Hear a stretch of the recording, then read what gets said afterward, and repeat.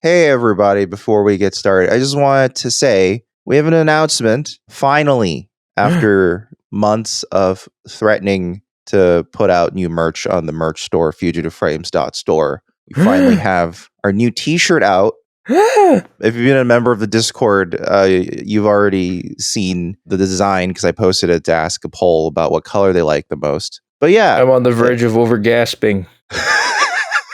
It's our new design. It's the "This Machine Kills Fascists" t-shirt. Whoa, look at that. On a bathleth. If you're on the YouTube version, you're seeing it right now. You're seeing our models wearing it. The amazing John and Jasmine wearing them, showing them off for us. But yeah, Hey. Basically, I kind of wanted to, moving forward, make merch for the podcast that isn't so much like, hey, look, Newbie Star Trek. It's like, maybe this is a shirt you'd want to wear because you like Star Trek, not just because it's a stupid podcast thing. Right. So you know, that's why this idea literally came to me in a dream. I woke up with this idea in my head. And I was like, we want you to be proud. Yeah, I mean, like, because it's kind of lame when podcast merch is just like a logo or something, right? Oh, yes, absolutely. I would never wear that shit. And then, like, people did ask for it. So one of our first pieces of merch was like a hoodie with our logo on it because they actually literally asked for it specifically. So there you go. Oh, I would totally wear that. But yeah, you could check out that t-shirt, the "This Machine Kills Fascist" t-shirt. That's a Woody Guthrie reference, by the way, in case you don't know about. That's good to note. Yeah, it's not like out of nowhere. You can find pictures of his guitar and it says it like that. You can find pictures of his guitar where he wrote "This Machine Kills Fascists," in case you want a quick history lesson on American folk singers. But yeah, you can head on over to fugitiveframes.store, check that out. Actually, if you are a member, a channel member or Patreon patron, you're actually getting a $5 discount. So, you know, that's pretty neat, but only if you're a Patreon patron or a YouTube channel member. Otherwise, it is $24.69 at time of recording and probably will remain that way perpetually. You're damn lucky my gas meter recovered. All right. Well, let's just get into this. Let's just get into this nonsense. Oh yeah, what kind of an episode is this? This ain't no normal episode. Yeah, Where are the other two? We're doing another tier list. Hey, and this time we're getting into TNG season 2, which is kind of both the red-headed stepchild season and also maybe the most polarizing season. Red-headed stepchild because like there's such a big casting shakeup with the departure of Gates McFadden and the whole crew dynamic that's kind of odd. Because you now have Pulaski, who I like Pulaski a lot. I think we both do. I. Yeah, Pulaski's great. She's a great character because she has a great character arc. Just a reminder to everyone, just because a character is an asshole at the beginning doesn't mean they're not a good character, because if they improve over time and it's cool the way they improve. You don't get it, man. She was mean to Data. Fuck that bitch. Fuck her. But yeah, then, you know, also potentially like the worst episode of the entire series, along with potentially the best episode of the entire series in one season. So it's a very weird season. Very odd season. It also is sprinkled like throughout with some like bits that like I was trying to review, like skim through the season again just to make sure that I wasn't forgetting anything important. And yes, I was. Oh, a lot. I mean, like maybe not important, but it's like there's a bunch of stuff that I forgot about these episodes that like I was like, oh yeah, that's where this is from, or that's when this was happening. Like it's also the weird era where Riker gained his beard, but they are still wearing their leotard onesies. Right. So you have your beard, but not your collars. And as I've understood it over time, TNG is a 2-tier upgrade system. You need your beard and your collars. As you'll soon see, so is Deep Space Nine in almost the exact same way. Eventually, you'll see it. Yeah. So before we forget, I just wanted to really quickly explain our tiers of this tier list, so that we because not only if it's the first time watching, but also if you're listening to the audio only version, so you can like kind of keep along with the way we're setting the tier list up. So at the very top, peak Star Trek. That's pretty self-explanatory. It's like literally the best of the best in terms of what Star Trek could be. I have one guess as to what will end up there. Yeah. And then we have necessary viewing, which is like, it's going to be important that you watch this if you're going to be a Star Trek viewer. Like it's pretty important that this be there. These episodes be there in your overall. Right. One of Star the ones Trek that most people would remember and want to talk about, maybe. Yeah, like they're very famous or they're really, really worth watching and you really shouldn't skip over them, etc. Yeah, that important for various reasons, I'd say. Yeah, and then you have watch if it comes on. These are inoffensive, but if you were watching them on autoplay on Netflix or you just happen to have cable TV on and it played in the background, you'd be like, sure. It's not. And that cable TV example is becoming less and less relevant all the time. Yeah. Because even now, the closest approximation would be like Pluto TV or something. Where people because like watch if it comes on really does that comes from the era of a constant feed of a broadcast. Like you'd be like, Fresh Prince is on. I'll keep watching. You don't have to. But oh no, it turned into baseball. Oh, I'm switching channels. And now it's like on demand has replaced it all, so you have to demand to see anything. I gotta demand my attention to skip or not, which is our next, our last tier. Skip, just skip it. It's not really worth watching. Yeah, or it's skippable, as in, like if you were to skip it, no one's gonna get mad at you.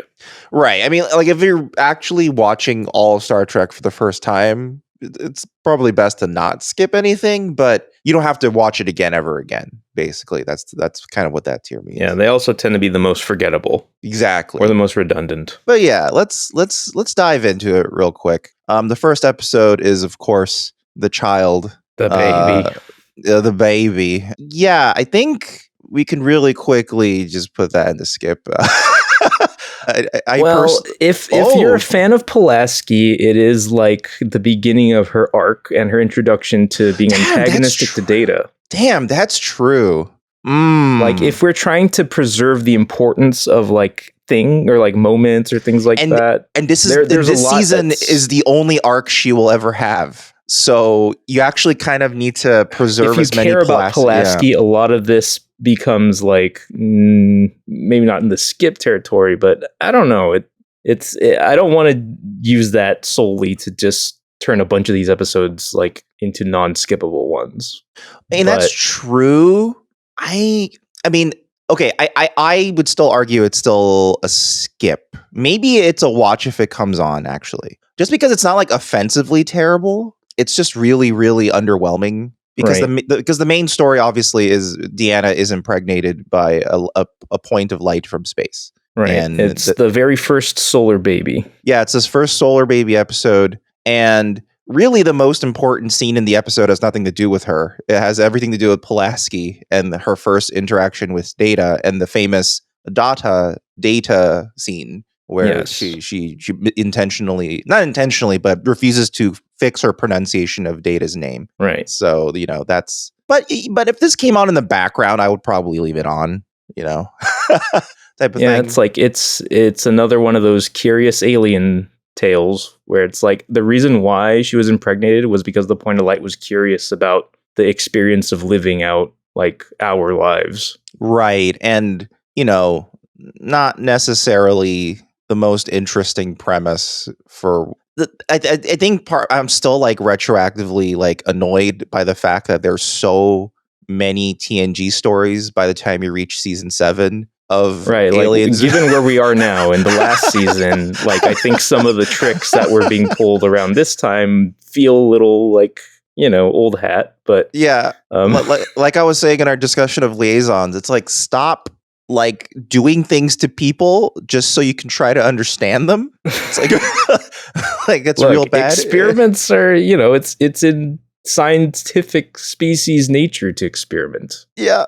But also, I guess this episode had a maybe not explicit, but it did have like a pro-choice message too. A lot of people misinterpreted it as a pro-life message. But because she chooses to keep it, but the main takeaway is that it's her choice. Exactly. And that's when the conversation stops. Yeah, because the whole premise of that boardroom scene is that you have a bunch of dudes trying to discuss. You call it a boardroom scene, like it's. Well, they're in like a conference room, so the conference room scene. Like, yeah, we need to decide what we're going to do for Q2 and this baby. Kind of, yeah. And then Worf immediately goes, "We should kill the baby right now." We don't know what's good to do. It's a fair like assessment. I mean, that's the thing. Like, part of me is like, Worf is a little bit right. It's a little cruel, but at the same time, it's like an unknown alien super baby. Like, we don't know. Yeah, it's like begrudgingly admitting that X-Men are dangerous. At the very least, we should have like a gun pointed at it nearby at all times in the event it does something really dangerous. Yeah. No, just the turret. But yeah, the whole point of that scene is that all these other men are trying to decide what to do for her. Then she speaks up and goes, "No, I want to make the decision." And Picard goes, "You know what? End of that discussion then. You're right." So that's good. That's a good scene. I like it. It's also the scene where Riker hilariously goes, "Oh my God, she's pregnant." Oh, right. And he freaks out. I guess also the B plot of this episode really is that Wesley is sad that his mom is gone. I totally forgot about that. Because not that he's sad that his mom is gone. He believes he is going to leave the Enterprise too. And he's like making a decision at the end, like, "Oh, I decided I am going to stick around." Right, because the premise is that he might be joining his mother at the academy. Yes. Okay. Yeah, but they choose not to. So yeah. Well, that's a Wesley arc, and people don't tend to care about that. Yeah, I mean, it was basically. Also, actually, speaking of that, it's the introduction of Guinan. So she shows up. Yeah. Absolutely. Yeah, so actually, introduction at 10 Forward. 10 Forward, Guinan. 10 Forward is probably the most important set in all of TNG, honestly. Perhaps. Because a lot of like because obviously the bridge is important, but like 10 Forward's really important because it's where all of the miscellaneous interactions if can I really choose happen. 2 places, it's the bridge and 10 Forward. Yeah, exactly. So not even engineering is nearly as important as 10 Forward is. So Guinan shows up too and is immediately mysterious and also full of advice. Typical Guinan. Right. So I mean, if you care about having seen all that, then it potentially even moves into necessary viewing. Yeah, I'd still keep it on a watch if it comes on because you can kind of still like. Wait, I forget. What's the perspective of like this tier list? Is this someone who has like gone through the series already and is like reviewing them, and it's like, that's a good point. Or is this a newbie's guide to?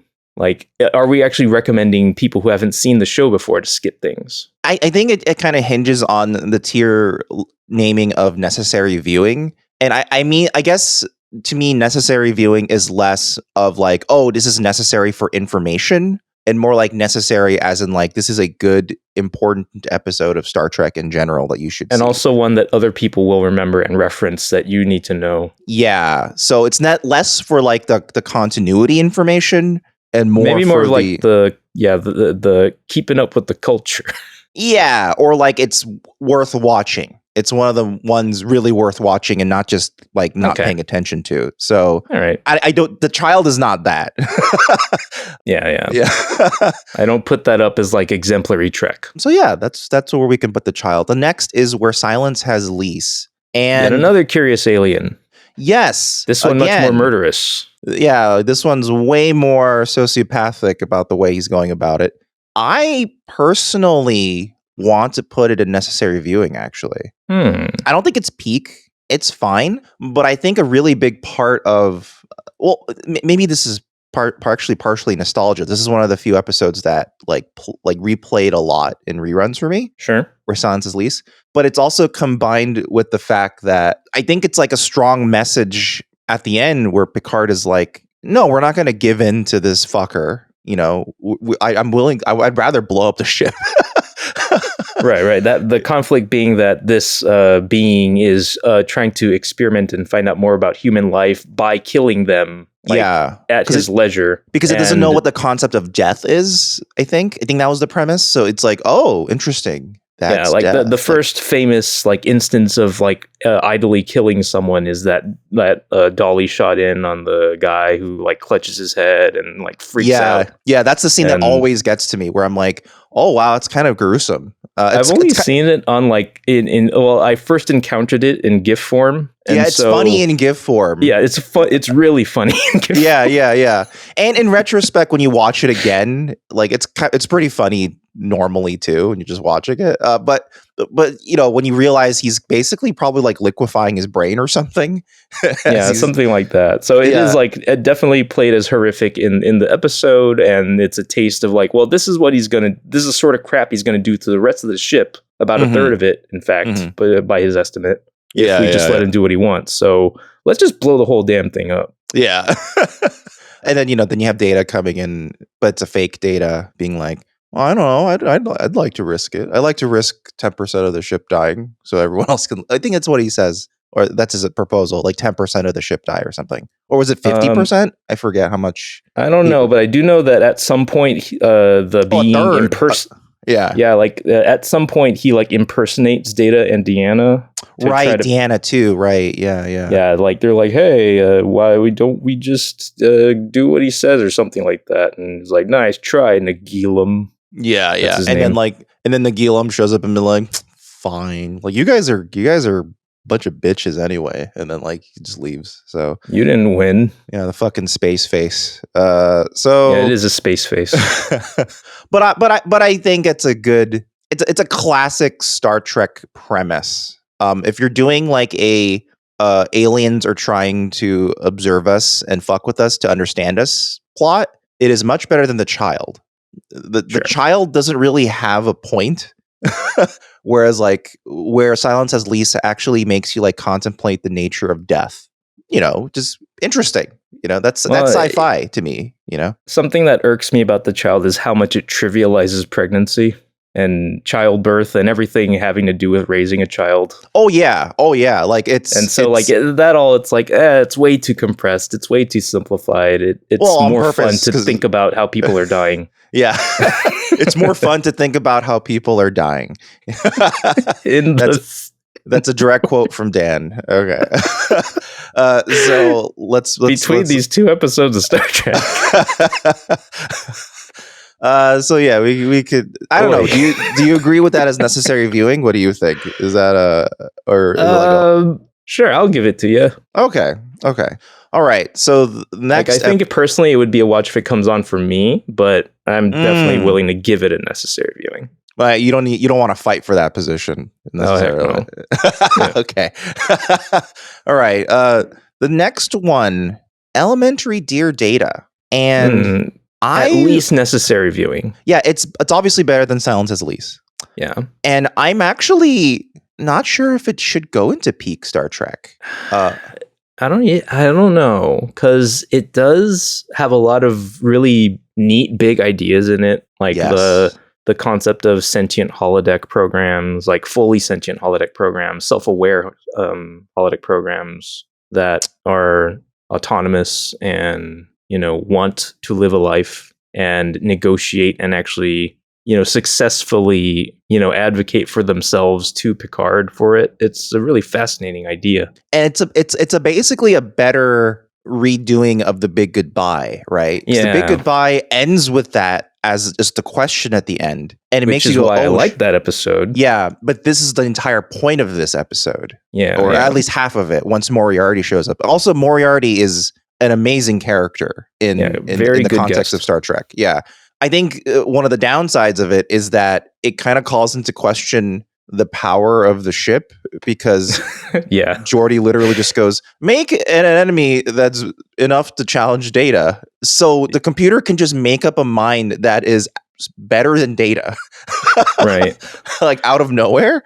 And you know what? By going through the summaries, I was able to like remember it, or like I was reminded of a detail in that, like, the reason why they get set down that path is because Pulaski's like, Data, since you only know how to regurgitate things you've already like known or read, there's no way you could solve an original mystery. Yeah, which is also why I don't think you really need the Child to set up Data and Pulaski's antagonism. They already have it in Elementary Dear Data. Fair point, because it does like hit the same way the first couple of times. Mm-hmm. And she does like keep at it for a little while before she starts turning. Yeah, and I think the little dalliance that is implied between Pulaski and Moriarty is kind of cute. If only they had continued through with it, but you would have had to bring her back, and she refused to come back. Like, what's her name again? I forget. I always forget Pulaski's actor's name. Oh gosh, yeah, like Pulaski actor name.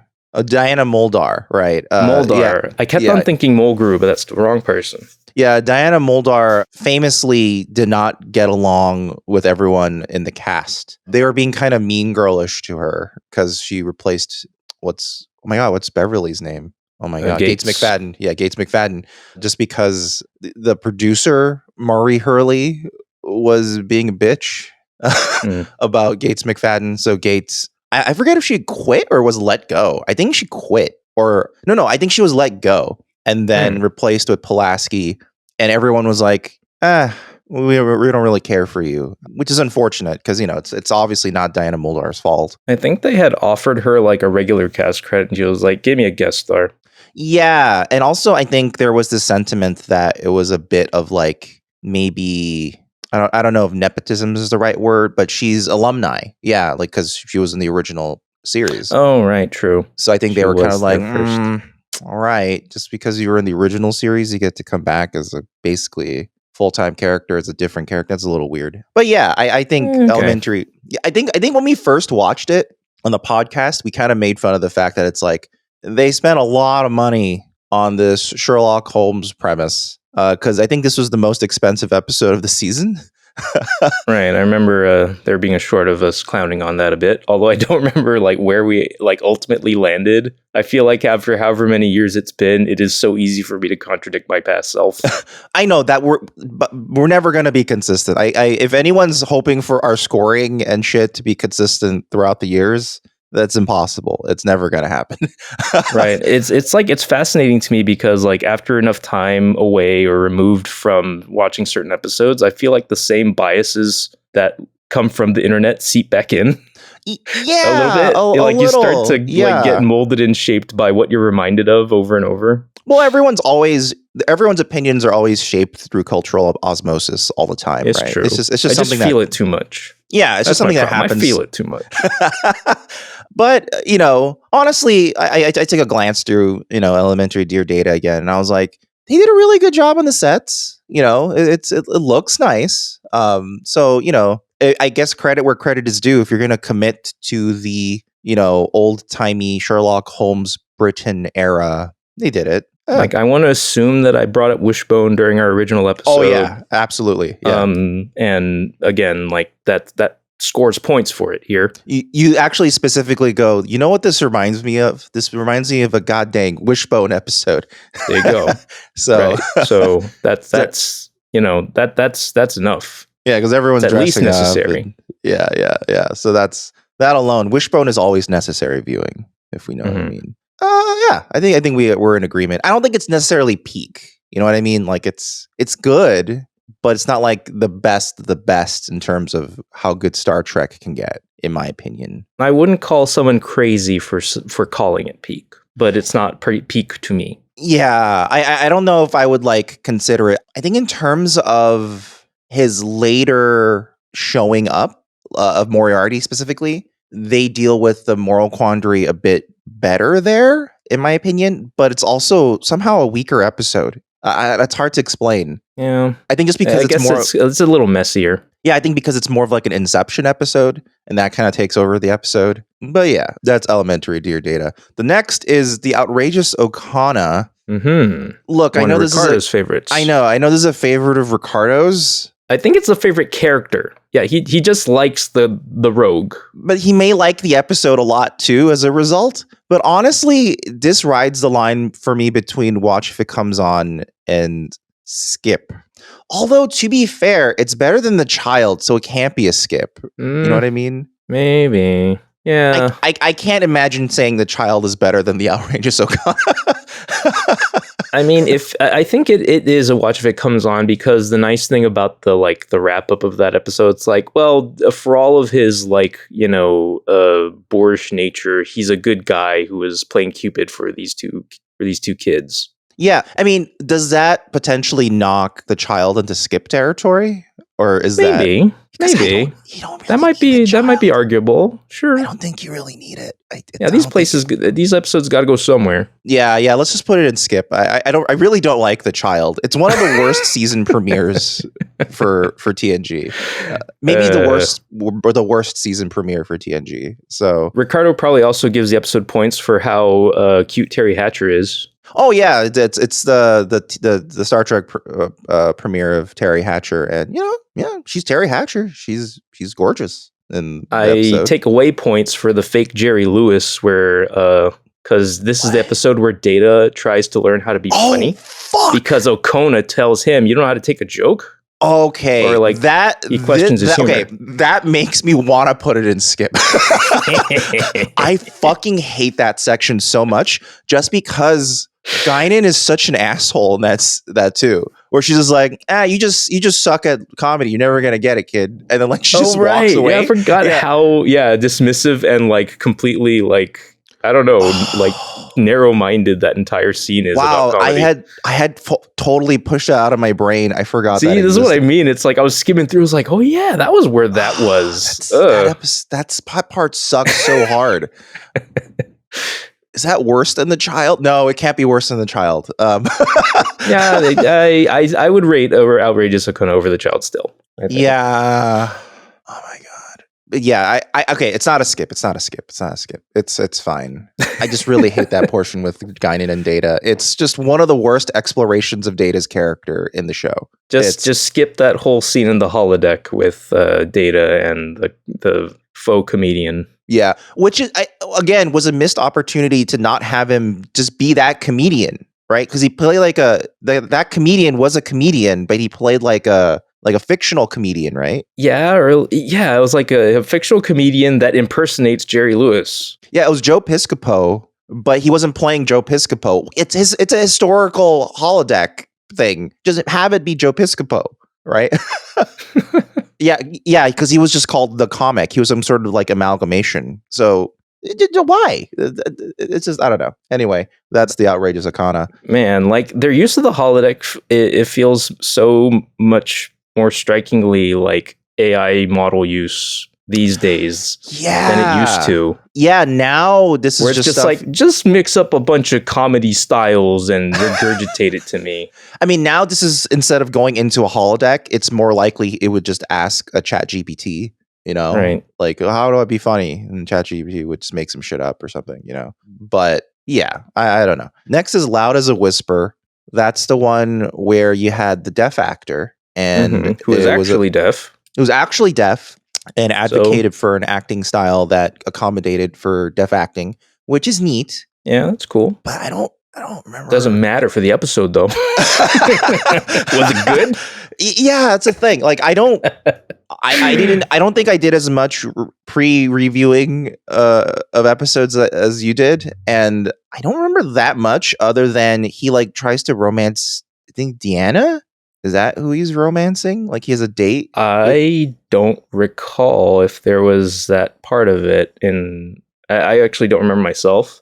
Right. Yeah. He has a date with Deanna, and then he has to speak through a choir. The choir. A chorus that follows him around. But at the first attempts at negotiation, the chorus is killed, and he is left without his voice. And so he starts freaking out, and Picard, does the Dumbledore short clip on him. Yes. He grabs his face and goes, "Listen to me.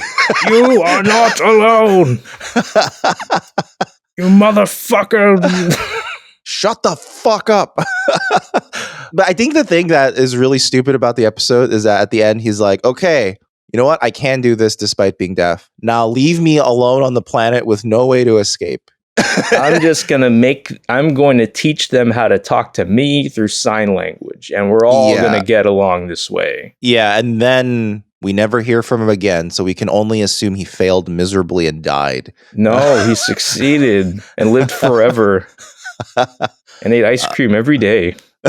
I mean, just because it's like a nothing episode, it's an easy skip to me. like you don't really need it for anything. And I don't think there's really that much memorable out of it other than what we found personally funny. There one Pulaski moment that I was able to extract from there is that this is the episode in which he offers to fix Geordie's eyes. Oh, this was the episode it happened. Okay. But nothing comes out of that. Right, either. Exactly. So it is still skippable. It's just like if you ever want to see that scene, this is where you go get it. I think this was back when they were still trying to negotiate with LeVar Burton. It's like, maybe we could just have you not wear the fucking visor all the time. I mean, the way the scene ends up at the end is very like open-ended. It's like, we could go this way, we could go this way. I need some time to think about it. Okay. It is funny to think, though, that like, Beverly only met with him like a season before and was like, there's nothing I can do. And then Pulaski shows up and is like, actually, I can completely fix your blindness. And, but, that's neither here nor there. Very forgettable episode, which I would also argue for the Schizoid Man. And in fact, I might put that even lower than Loud as a Whisper. This was It's one of those excuses to let Brent be a jerk episodes. I was about to say, this seems like an episode that was written just to let Brent Spiner get to act in an episode in the season. Like, we don't have Sung, but we have the next best thing, his mentor. And we don't have lore, but get possessed by some other jackass. Maybe that'll help, like... Because you're naturally good at playing jackasses. So... we do get Dr. Sillar... in this episode. Yeah, you get Salar, or Solar, I honestly don't know. I feel like comments call me out for how I pronounce it anyway. I don't fucking care. It's funny how like the Star Trek community will like latch onto one character just because they're really cute. That's it's like the Boba Fett effect. Yeah, it's like, oh, cute Vulcan. Oh, and then which is funny because Solar was supposed to act. I think I mentioned this in an episode. She was supposed to be a recurring character, and there was supposed to be a thing where she and Worf started going out, which would have been like a really funny odd couple because he's like super boisterous and she's a Vulcan. I kind of forgot. I forget if you mentioned that specific part, but I totally forgot that if you did. That it was going to be her anyway with Worf, just as a different character. Yeah, so that might have been neat. Because because not as Solar, but ended up being Kalar and was with Worf anyway. Yeah, which made me think if the writers were just going like, well, we can't do that, but maybe we can just turn her to actress into a different character. We change that S to a K? And make it Klingon-y. But do we have any 80s style jumpsuits?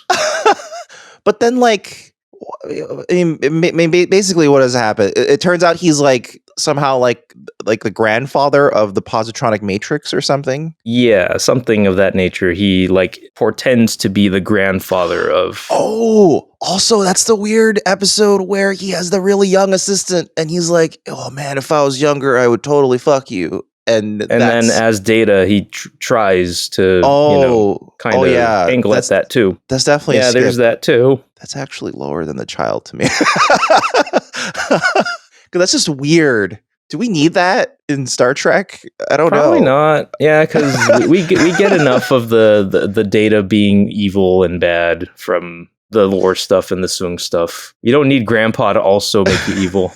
Thinking back on TNG, there's a lot of weird moments that they eventually stopped doing where like even up until like Best of Both Worlds, there's like old dudes being like, man, that young lady's hot, yes, it's there, but I would venture to guess that it's about as there as it would be for the rest of pop culture, around that time. That's fair. Yeah. But it does grate on me in a modern context where I'm like, boy, that keeps happening, and that's annoying. It hasn't stopped yet. Yep. So next, Unnatural Selection, the one where Pulaski gets super old. Right. Thanks to super kids. Yes. Mutant atomic supermen.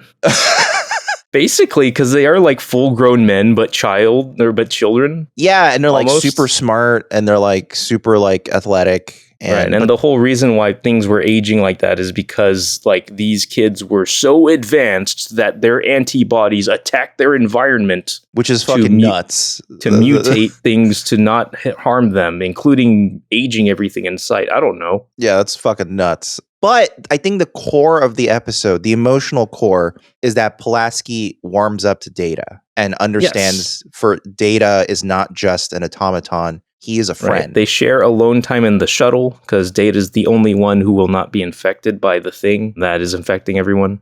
Yeah, and because of that, I don't think it's peak Star Trek, but I think it's... I'd call it necessary viewing for her arc. Yeah, and it's maybe below elementary Dear Data, just because Moriarty's so good, you know? Yeah. I'm down with that. Yeah, I think that's where I'm gonna think about that. Other than that, all of the technical specifics of the episode really don't matter. Like, there's the whole thing where you use the transporter and a piece of her hair to find an old signature. Do you remember whose idea that was? Whose idea? Was it Miles O'Brien's idea? It was Miles. He's the first one to invent transporter-based de-aging. Okay, so Miles invented the Fountain of Youth, essentially. Which they just promptly don't think about ever again. The Fountain of Youth is invented several times throughout the course of Star Trek in general, beginning with the original series. Right. And they... I guess one thing also worth pointing out is that this episode makes it very clear that Pulaski is one of those doctors who hates transporters. Yes, yes. And that is why they did not have like a bio pattern already saved in the transporter Data, which is why they had to find a hair. Right, yeah. Yeah, that's why they resorted to using the hair as a safe state. That you can't get DNA material off of hair. It doesn't work that way. Unless you get the root, which is very rare to get from a hair. Nah, man, she brushes so hard. She fucking shreds her fucking hair off every time she brushes her hair. But yeah, that's what it takes for this plot to work. Yeah, you got, or maybe in the future somehow DNA whatever is so good that you can just get it off of hair. You can get off of nail clippings. Future DNA is so good. Future DNA is so strong. You don't fucking know. What do I fucking know about the future? Yeah, man. Got super DNA. The next episode is A Matter of Honor, the foreign exchange program with Riker and the Klingons. Right. And also, people tend to remember that side of the episode more, but the other part that is less remembered is that Benzite that ends up on the Enterprise, who looks like Murdoch but isn't.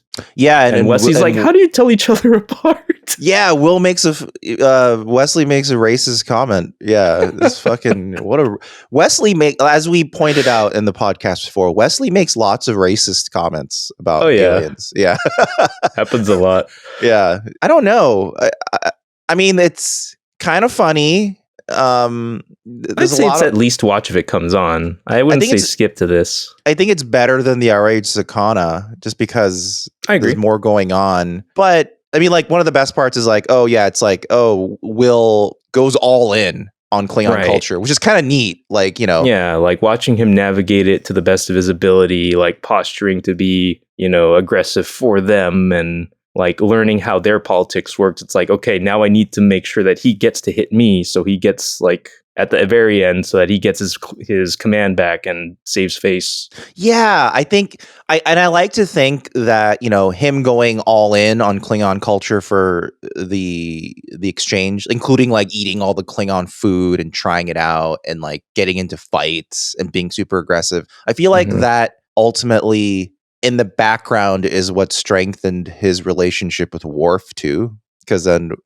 they do become closer friends later on, So yeah, and they did allude a little bit to how like every so often they're a pair because they were seen in an earlier episode. I didn't mention it, but they were duking it out in the holodeck with together. Like, how they fought that Skeletor guy in the jungle? Was that in A Matter of Honor? That was in Where Silence Has Lease. The second episode of the season. Oh, it's the cold open of Where Silence Has Lease. Okay, cool. All right, yeah. So they're hanging out more. Riker is the social butterfly of the Enterprise. So yeah, it is funny though how like Riker like goes to Worf to get advice, and Worf, as far as like he never actually served on a Klingon vessel, right? No, yeah, Not himself. Worf is the displaced culture guy who did not. Why not let him be the exchange person? Because maybe they were Would he not have been interested? I don't know, actually. Would he not be a great first candidate to do that? Maybe they thought like, it would be no point. You're just learning about yourself. Yeah, it's not different enough, Yeah. It's like enough about your cultural like baggage, Worf. We need to learn about our cultural exchange. Yeah, it's like if I boarded or joined a Korean warship, it's like, no, we want a white guy to join the Korean warship and get their culture in, and he'll be like, oh, Korean food. Yeah, it's like when the kids in Asia are disappointed that you are Asian. As the English tutor, it's like, what? We wanted the blonde guy. That is a thing, though. Because there's a channel I've been watching shorts a lot of, like the Hito Bito, and like I feel like because she did the English teacher thing in Japan, where she goes, she's assigned to a random school in Japan and is an English teacher, and I feel like a lot of the fascination the kids do have with her is the fact that she's like an attractive redheaded white girl, and they're like, oh, hello, Right. So I think like that's probably like what they want versus like, oh, it's just fucking Worf, Yeah. like the other two Klingon ladies wanted to fuck Riker, right? Because they're like, yeah, he was exotic. Yeah. So yeah, that's watch it if it comes on, but it's by no means important to Star Trek at all. Yeah, I mean, Klingon stuff. It's fun Klingon business. Yeah, it's fun Klingon business. That's the other thing. It's almost every time you have an episode that's culturally centered around Klingons, it's a lot of fun. The only time so far in recent viewing memory where it hasn't been that much fun has been the one where Worf finds like the Romulan prison Klingons. Oh yeah, that wasn't not necessarily fun. Yeah, it's interesting. Yeah, I was about to say it's interesting, but not so much fun. Yeah, it's not like look all these wacky Klingons doing their wacky Klingon shit, Because even like Redemption, where they were like having the Civil War, that was fun because they'd have like a bar fight, Yeah, they take a break during war to hang out with each other. Which is nuts. But yeah, that's a matter of honor. Next is The Measure of a Man, which we can very, very easily put in peak Star Trek. Yeah, what more can be said? I was literally about to say, what more can we say about The Measure of a Man? What more can you say about it? It's very good. Yeah. It is like the prototypical good Star Trek trial episode, to the point where lots of episodes that do trials afterward try to measure themselves after The Measure of a Man.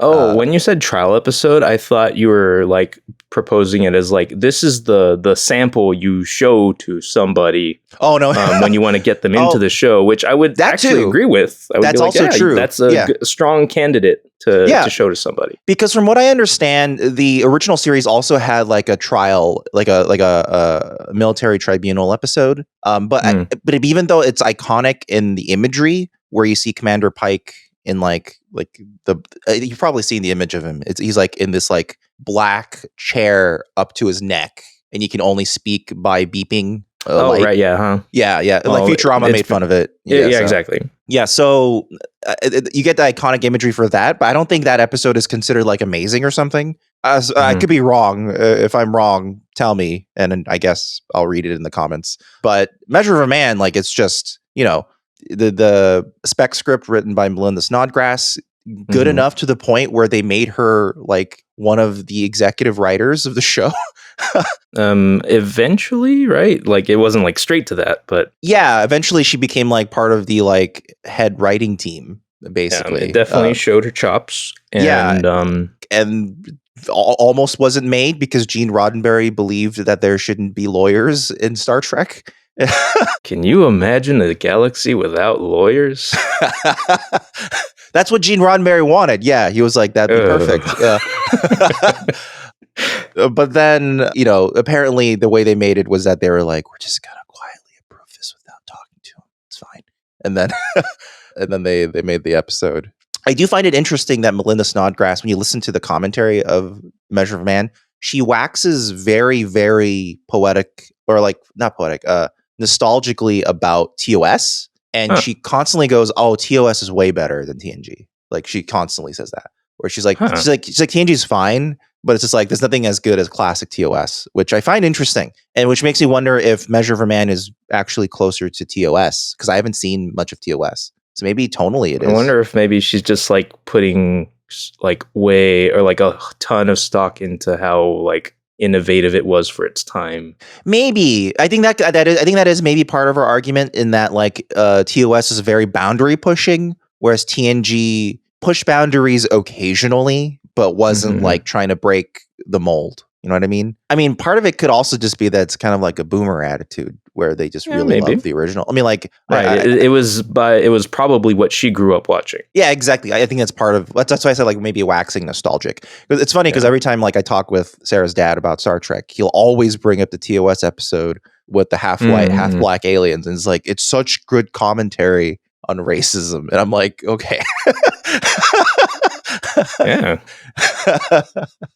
I'm like, that solved everything. Yeah. But yeah, it's the Measure of a Man. I don't get our explanation of the Measure of a Man from us. Just watch the episode.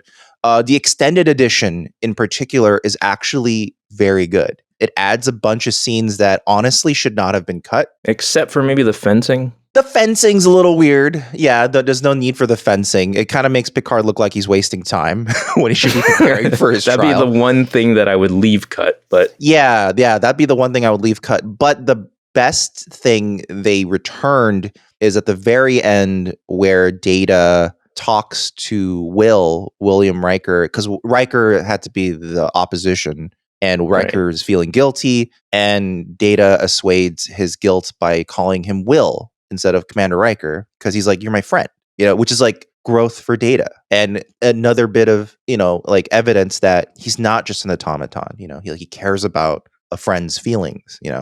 Right. And although that moment is really great, looking back on it now that we're this far into the show and not having seen any additional growth, right? Has he ever called him Will like since that? I feel like he must have. Like I would like to see a trajectory of like if you can see a through line of how often or how familiar he gets with Riker. I feel like if it does actually progress in that manner, but yeah, I feel like it ostensibly, of course, could have progressed more, but yeah, because considering how early it is in the life of the show, it's a really big step for Data. Yes, to call him Will. Yes, I feel. Yeah, and it's no coincidence that Melinda Snodgrass also considered Data her favorite character ever since the first season came out. She was like, he's obviously the most interesting character. He has the most things you can write about for good reason. I mean, she even wrote a script where a lady fell in love with him. Yeah, another redheaded lady fell in love with Data. That reads more like a fanfic you find on fanfiction.net or something. Maybe. A little more. And then the other nice extension in the extended version of Measure of a Man is that he has a larger interaction with Pulaski, and Pulaski has wants to make sure he succeeds in private life, because at that point he's like, oh, I'm quitting Starfleet so that I can't be used as property. And he has a larger because Pulaski used to work in what counts in this world as the private sector, and she gives him advice. It's like, oh, that's neat. Like you see the continuity from Unnatural Selection, despite the fact that Melinda Snodgrass didn't write or wasn't involved with the writing team at that point. So she must have had to put that in retroactively, so that she was still thinking. Her gears are still turning. That's neat. That's good. Yeah, but being able to track more of Pulaski's arc, would have been cool to see. Also, one of the most important things this episode introduces is the card game. This is the first episode where they play poker, which is actually a change from Melinda Snodgrass's original script, because the whole point of the poker scene was to show that Data can't read emotions very well, therefore he's bad at playing poker. But for some reason, Melinda Snodgrass's original conception was that Data is bad at swimming. So there was supposed to be an opening scene where he's attempting to swim in like a pool. But have they officialized whether or not he can float or if he just sinks? I believe he just sinks. I there's footage in my mind of Data at the bottom of a riverbed just walking around. Like some non-giving up Starfleet guy? Yeah. So I think that's so you just can't swim, and but interestingly, it wasn't stricken from the shoot because they were like, we should get a better opening. It was stricken because they were like, there's technical issues with the makeup. That would make all the sense in the world. Yeah. Or maybe that was like a more polite way of them saying, we don't want to start off with him trying to swim. Because clearly later they had him in the water. So maybe they were just like, that's a dumb opening. Can we get a better opening? And the poker is iconic at this point. So, all right. Next episode, the Dauphin. Muppet Love. Yeah. Which also is a misnomer. It should not be called the Dauphin. It should be called the Dauphin with an E at the end, because Dauphin is a male dolphin. Oh, right. And Dauphin is female. And Dauphin and Dauphine are basically French terminology for like next in succession, which is what she was. So it should have been the Dauphin.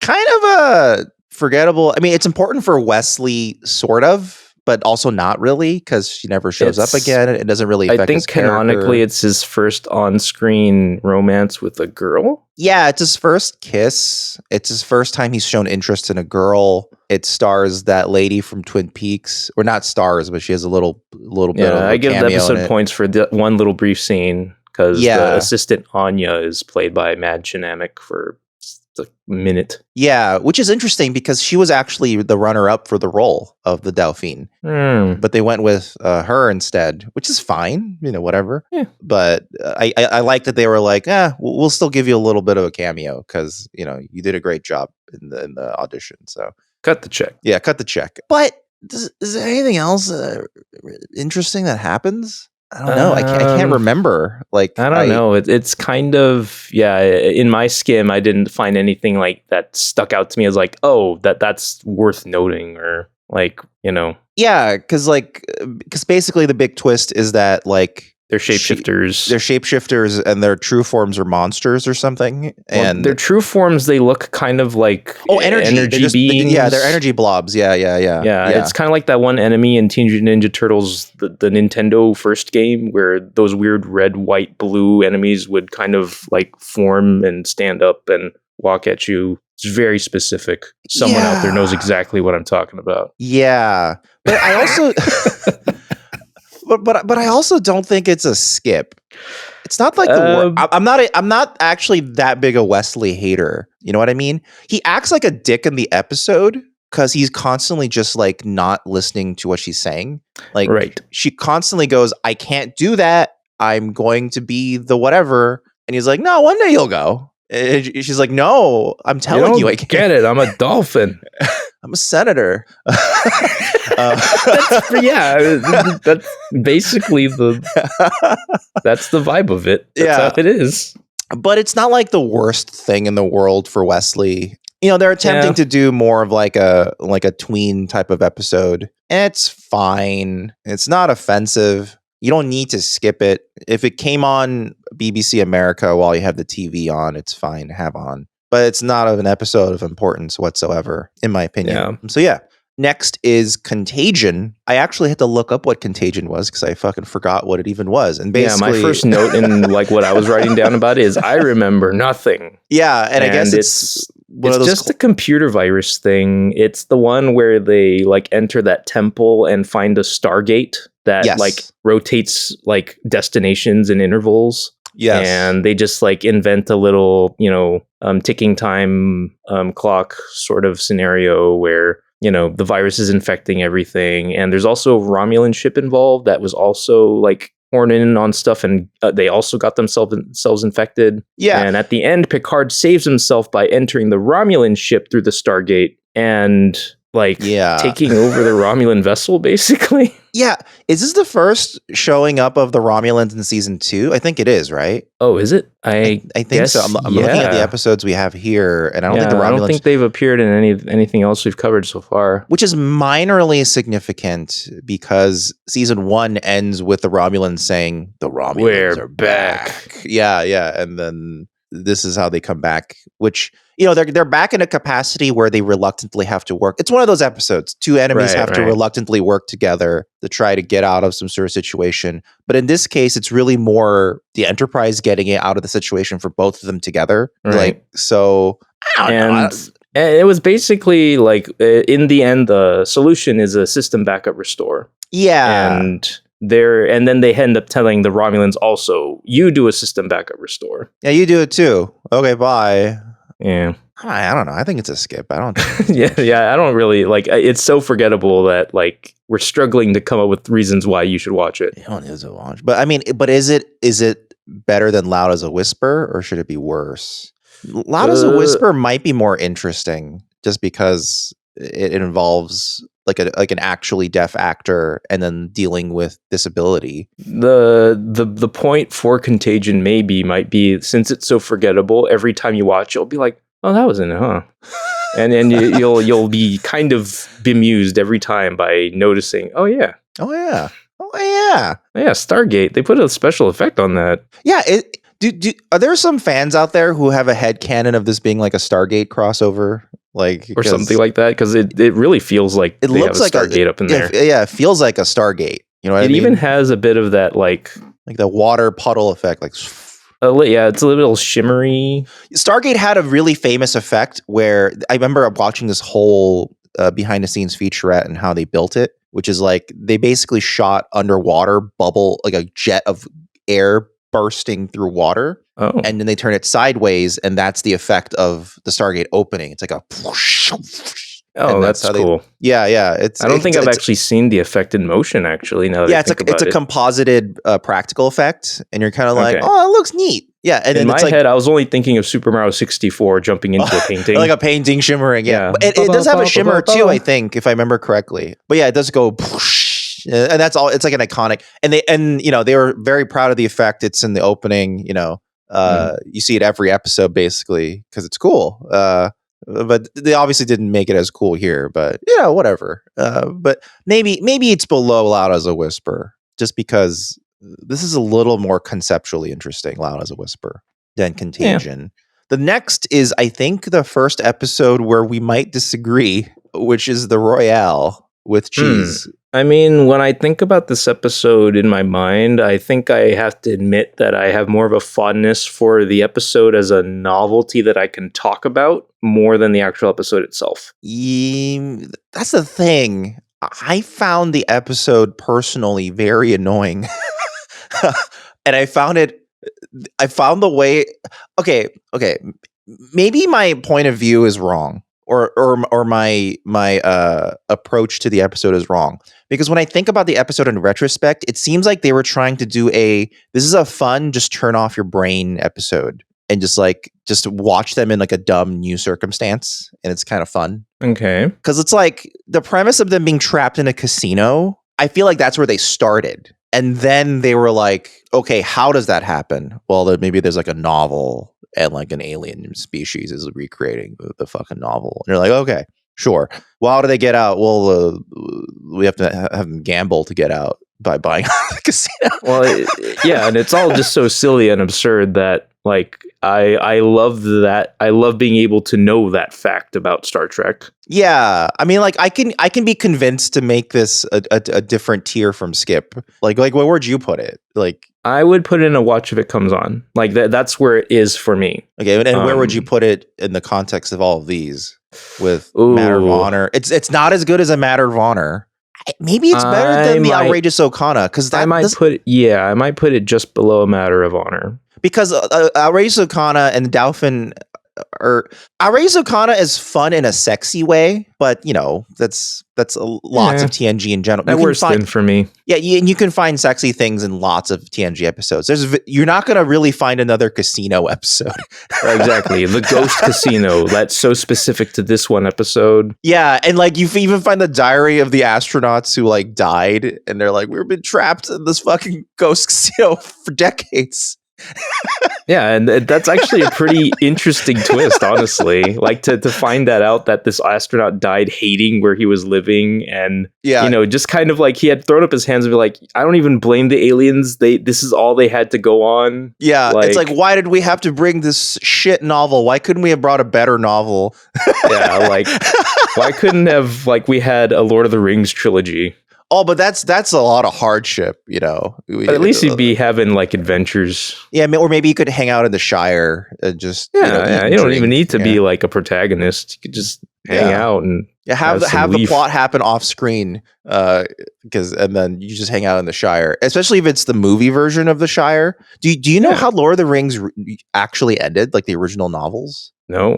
Okay, so in the movies, right? Obviously, they destroy the ring. Everyone's like, yay, Frodo recovers, and they come back home to the Shire as quiet heroes, right? Like they're on their horses, and they look different from everyone now, right? And you can tell, like metaphorically, they don't quite fit in because they're at the bar, at the tavern, and like they're kind of by themselves, and they look around at each other, and they're like, man, we've been through some shit. None of these guys know what happened, right? Mm-hmm. That's not what happens in the novel. In the novel, there's something called the Scourge of the Shire, or like something of the Shire. Like basically the Shire is attacked. But I think it's Wormtongue. Or wait, who attacks the Shire at the end? Oh no. Yeah. The Scouring of the Shire. Yeah, so it's a bunch of Sauron's men who take over the Shire. And basically it's like designed to be like one last test for the hobbits. And it's supposed to be a demonstration of how they have changed, because when they left the Shire, they were like they were being brave in their actions, but they were overall kind of not hardened, battle hardened. They were a bit cowardly, like they ran away from things a lot, right? Sure. Now when they come back, they're like, oh shit's gone down in the Shire. We're going to organize everyone, and we are going to kill all of the Sauron's men. And they fight back, and they free the Shire, and it's awesome. Because it's like it shows how it's like a more direct, it's a more novel-y way of showing how the characters have grown and changed, which I think is neat.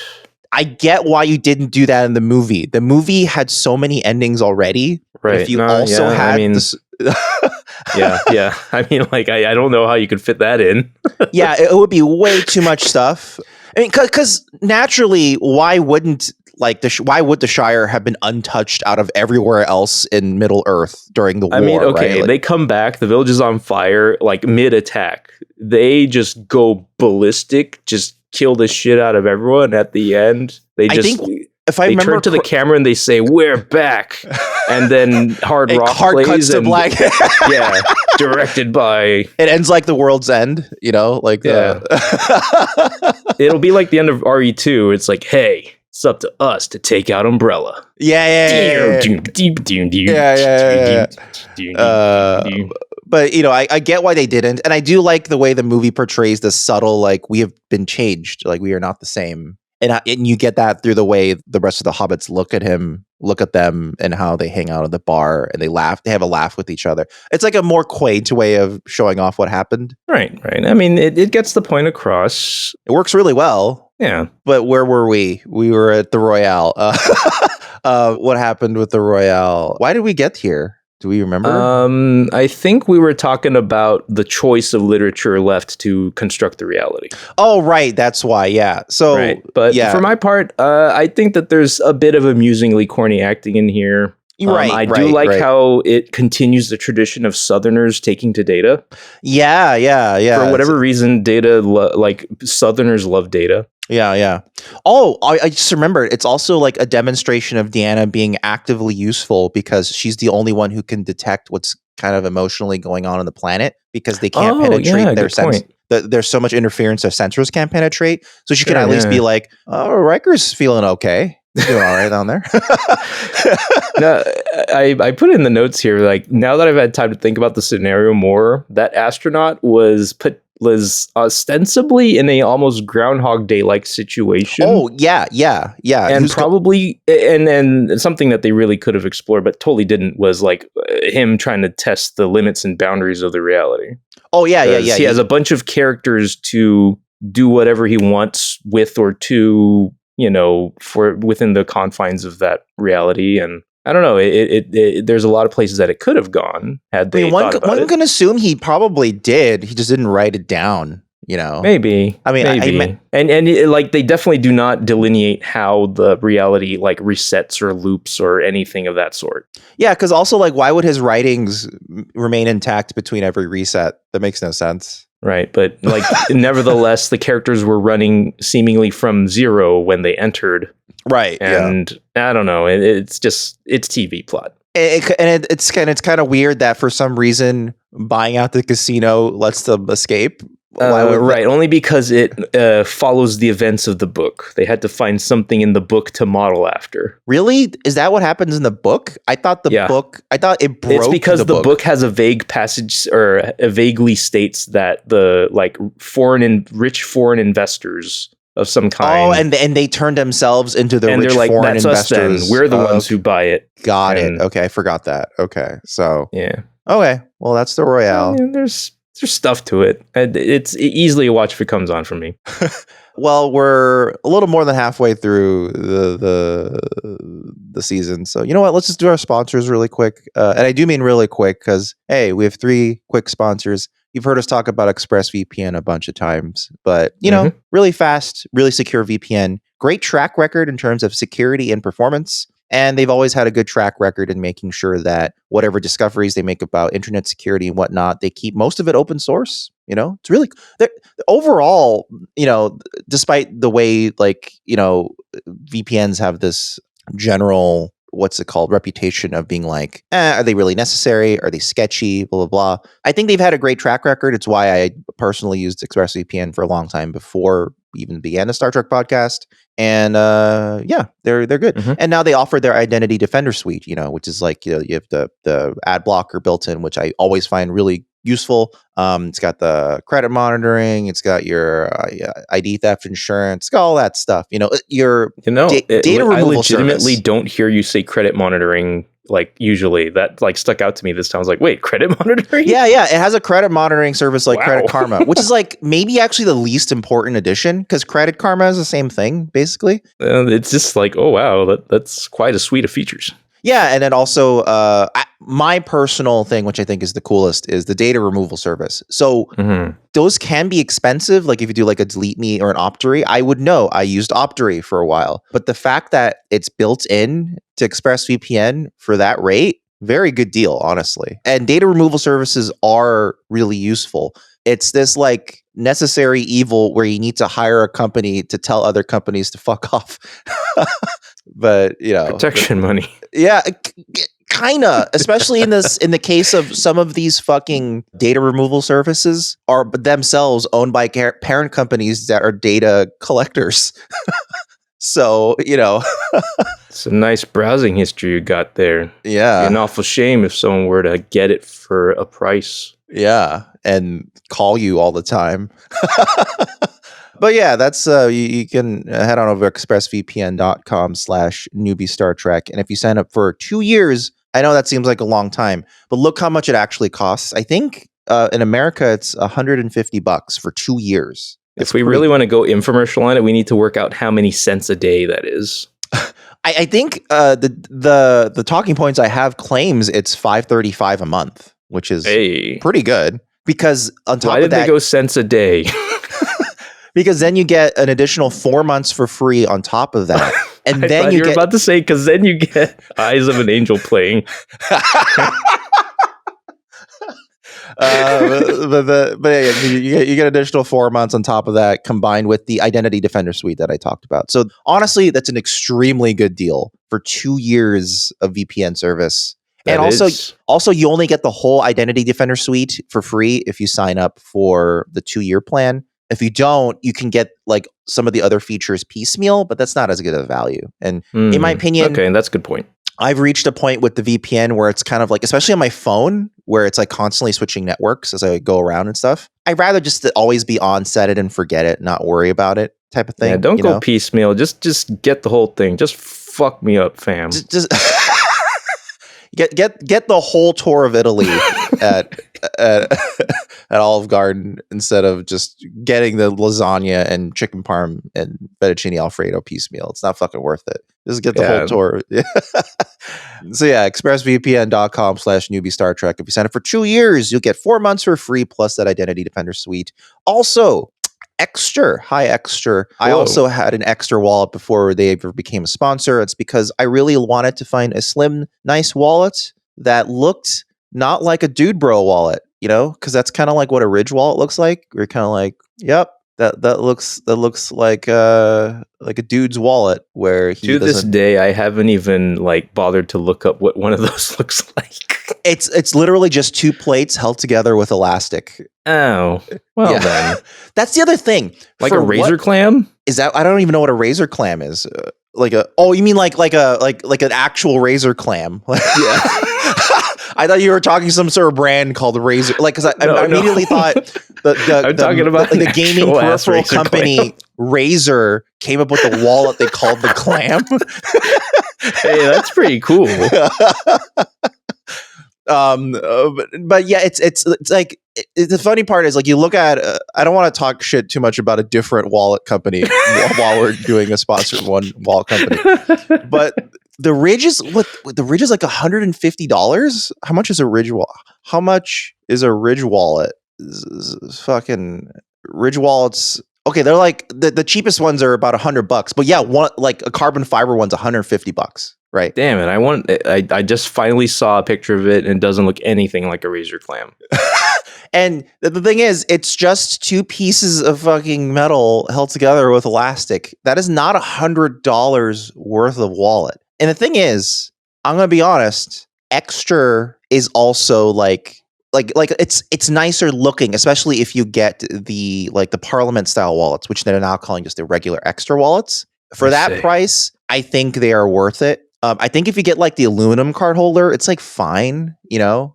I think the difference is that instead of it being like 2 cheap pieces of aluminum that are just held together with elastic, they machine one whole part, which is legitimately really difficult and expensive. So I get why that is more expensive than just 2 plates. But actually it isn't. Extra wallets are actually cheaper than Ridge wallets too. And also they just look nicer. Especially the ones that are like the actual wallets with the flap and the leather. I'm like, that looks like a regular wallet. It just looks small and it has a quick access button. Whereas like with like other like Ridge wallets, you have to fucking push the cards out with your finger and like flip through them, and you're like, this sucks. Like I'd rather use my finger.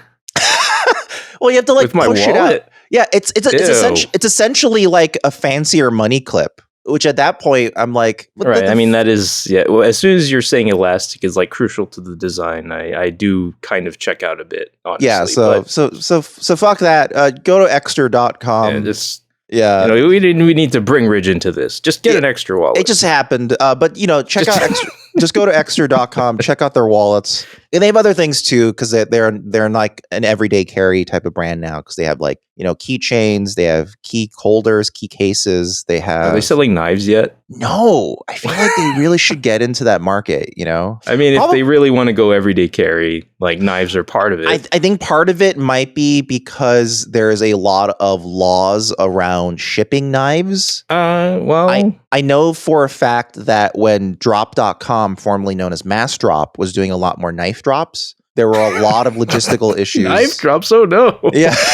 There was a lot of logistical issues around like, okay, can we ship to here? Can we ship to that? Where is it coming from, etc.? Because there's control around the way you sell knives. So there's usually laws about blade length, right? Yes. And are there any laws about a blade can't be too short? No. A blade can be really short. Like, in fact, one of the knives I bought from Drop, this is another tangent we're going on during Extra, is that it was like this really cool, like, mini, it was almost like a mini box cutter. I think you might have seen it before. It was like brass. Probably. Yeah, and it was held together with a spring mechanism. It was legitimately useful because you could put it on your keychain. Sure. And it was tiny. And you just like pushed up a little slot and like a little X-Acto blade would come out, like really small. And it's perfect for opening boxes. No, my brain was just making stupid analogous laws to how, like handguns have specific, like special provisions that protect who gets to own them because they're so concealable and small. Right. Same deal for knives. The smaller they get, the more illegal they are. Yeah.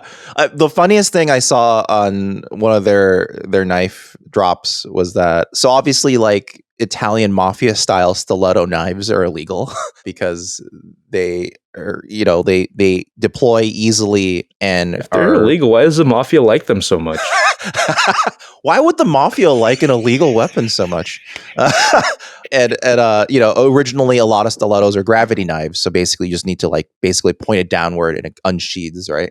But there was this one company that really wanted to make a knife that would look like a stiletto knife, but like wanted to make it legal. So they made it a fold out and only single sided. Apparently that alone is enough to make it legal. So you have that. But unfortunately, Extra currently does not sell knives, but they do carry like keychains and key fobs and key cases, and they have like the Grid Backpack series, and they have a bunch of stuff. You should check it out. Yeah. Extra is spelled EKSTER.com. And if you use our offer code Newbie when you check out, you'll get an additional 10% off any order you make site-wide. And I do mean additional because if they have any ongoing sales, like they often do, and you may want to wait for a sale before you decide to buy something from Extra, you get an additional 10% on top of that. It's a pretty good deal. There's a lot of good it's interesting, even with the tariffs shit going on, it seems like their prices haven't increased. So I feel like they're holding strong. They're being like, we're going to just leave this. We're gonna go. So there you go. Again, head on over to extra.com. Use our offer code Newbie for an additional 10% off any order site-wide. And also, let's just quickly do House of Wise. I personally use House of Wise CBD gummies to help me go to sleep, but they also do other types of CBD products. There's ones that are good for stress relief. There's ones that give you energy if you want to work out. And there's ones that are for your libido. Basically, the way their CBD products work is like they take an ingredient that is designed for that purpose. Like, for example, for sleep, it's melatonin, right? And it's mixed with CBD. And that, for me, works because Sarah has melatonin for going to bed. I use it. It works okay, only if I take a huge dose. But if I do just one gummy, which is only like 5 milligrams of melatonin plus the CBD, I'm like out in an hour. So it works much better. Something about the way the CBD interacts with it, I don't know. And they have a bunch of stuff. They have like, they have the gummies like I was talking about, but they have also chocolates and candles, and they have THCA pre-rolls, which is basically a legal way of shipping actual weed to you. It like we were saying, it magically turns into weed when you light it, basically. Yeah. So I like to call it heat activated weed. Yeah, basically. And also, all products are cruelty free, which, to be honest, it'd be a little odd if it wasn't. And House of Wise itself is a woman-owned business, which is neat. That's a neat bonus to have. In fact, apparently, that mouse is fine, bro. Mouse? Dude's lit. He's doing good. The mouse is not waking up. Did we give him too many sleep gummies? Dude, he's chilling, man. He's chilling. Apparently, the name House of Wise is a reference to the fact that the lady who invented Tupperware, her name was Wise or something Wise, and her thing was her idea was stolen, basically, and taken away from her. So I think this is supposed to be like almost redemptive, to be like, this is a actually woman-owned business, House of Wise. I don't know. That interesting idea. Familiar? Yeah. But again, you can head on over to houseofwise.co/newbie Star Trek and then use our promo code Newbie Star Trek, which is all one word. And that'll get you 10% off your entire order of whatever you're ordering. And if you order anything over $69 total, it's free shipping. It's pretty neat. So again, head on over to houseofwise.co/newbie Star Trek. And if you use our promo code Newbie Star Trek, all one word, you'll get 10% off your entire order. All right. So as we were going through this, I was trying to remember what time squared was. I can't remember. It's the 6-hour time displaced double Picard. Oh, that fucking episode. I just call that a skip because it like I don't know. It feels messy and weird because of like it's really weird and arbitrary feeling how they decided to make time displaced Picard act. They have like this weird explanation, right? Where like the fact that he's displaced, because he's displaced from time, he just becomes singularly minded about reaching where he was from only. Which is very weird and does not function the same way as any other time. He stops being Picard so he can get back to his origins. And there's no other depiction of time travel in the entire Star Trek series that has a character act that way. So that's very... It's weird, but it also has that writing trope of the only way out is through. Yeah. It's like, instead of avoiding the thing, you have to go into the thing, and then you're going to be fine. Is this potentially like, how do you make a time travel story not fun?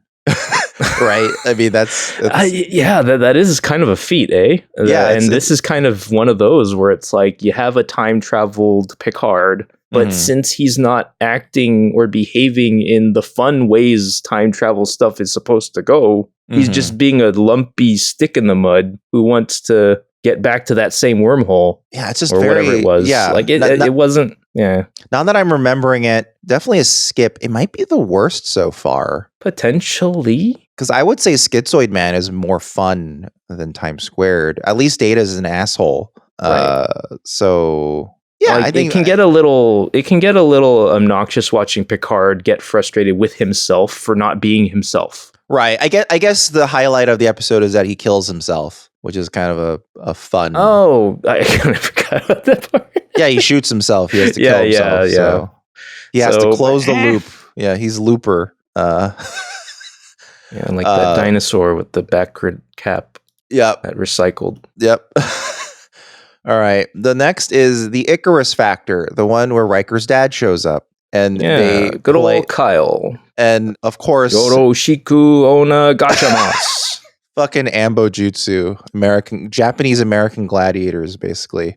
Blind gladiating. Right, and they're blind because that's a martial art. You have to be blind to Ambo Jutsu properly.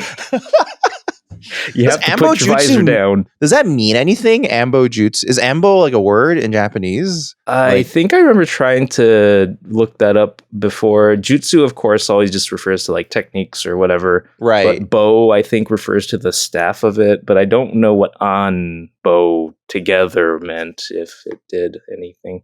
I'm assuming it did. Like, they did enough research for it to be sensible, but I don't know. Apparently, An means darkness. So it's apparently dark stick fighting. Which it makes sense. You're covering your eyes. I would hesitate to take that at face value just because there's so many different ways you can interpret a single syllable. If you don't have the kanji from the original people who did it or who wrote it or intended it, it's kind of hard to say which meaning they were going for. But it would make sense because they are blindfolded, so that's true, the darkness. True, yeah, right? Yeah, that's true. Yeah, so that might be why that would track. Yeah.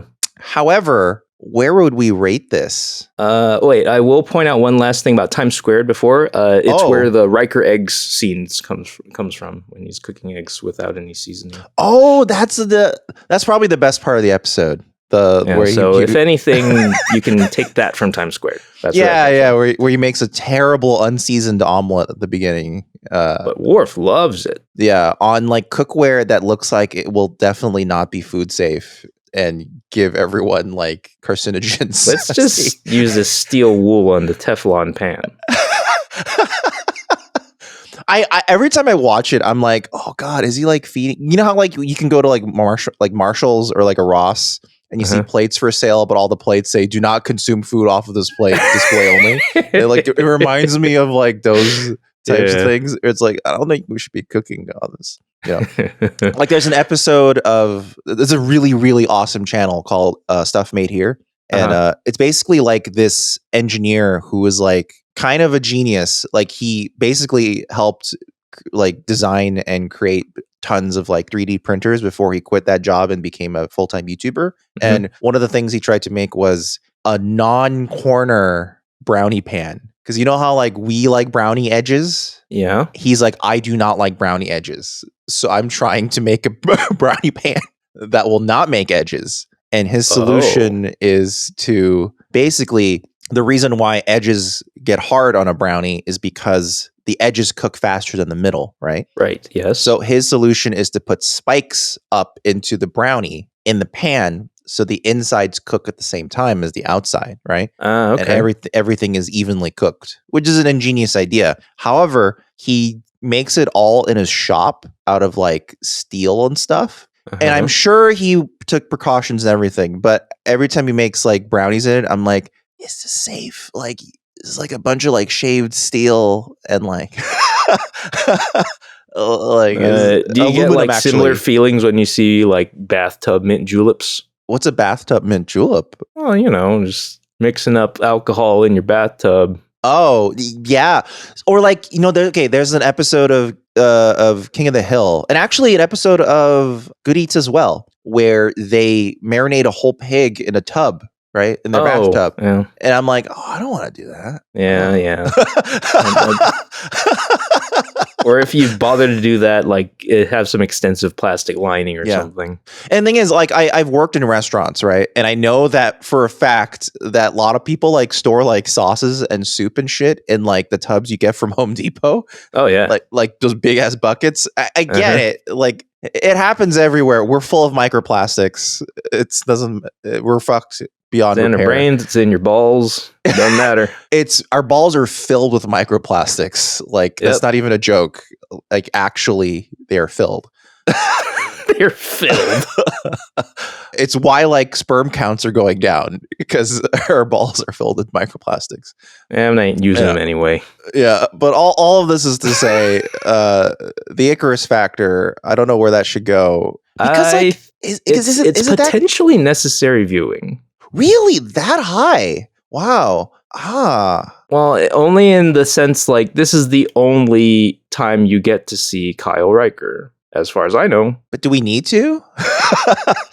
maybe not. I mean, I think the bigger thematic and emotional point with the episode is that even without Riker's dad, this is an episode about trying to figure out if Riker wants to leave the Enterprise to command his own ship. That's the real crux of the episode. And it was a less than ideal offer of a ship to command, because it wasn't like a prestigious ship. It was kind of like it's like a science vessel, right? Yeah, something like that. Yeah, it was like this is a vessel you can captain. It'll be yours, and but you have to leave the prestige of being the second in command on the flagship. But also, what's it called? Picard plays that up. He goes, "That would be a good post, actually." Yeah, Picard tries to continuously encourage him to take it because he wants to, see Riker advance his career. Yeah. But in the end, Riker just decides to stay, even though Worf wanted to go with him. I'm remembering tons of good things about the episode now that I think make it higher. So there's the thing where Riker's dad had a fling with Pulaski. Yeah. So that's like a fun little backstory thing, which implies that Riker gets his playboyness from his dad. It runs in the family.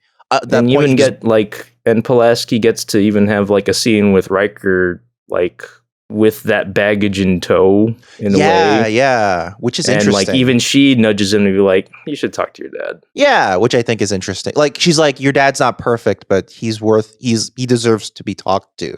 Right. She tells him the story of I ended the reason why we know each other so well is because I treated him after a certain thing, and I've never seen anyone who wanted to live more than this guy. Right. Yeah. And it was inspiring to her that he fought so hard to recover. And I do like the additional thing of you see Riker and Worf being bros more. It is really cool that Worf is kind of I would definitely come with you. You're really cool.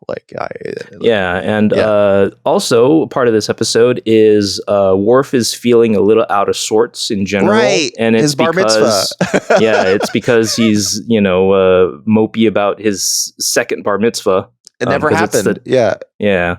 And so it's Wesley's idea to like kind of do one for him in the holodeck. Although he does it in a really nosy way. Wesley keeps going, what's wrong with Worf? I want to figure out what's wrong with Worf. Hey, Data. Hey, Geordi, come help me find out what's wrong. But then they also play along.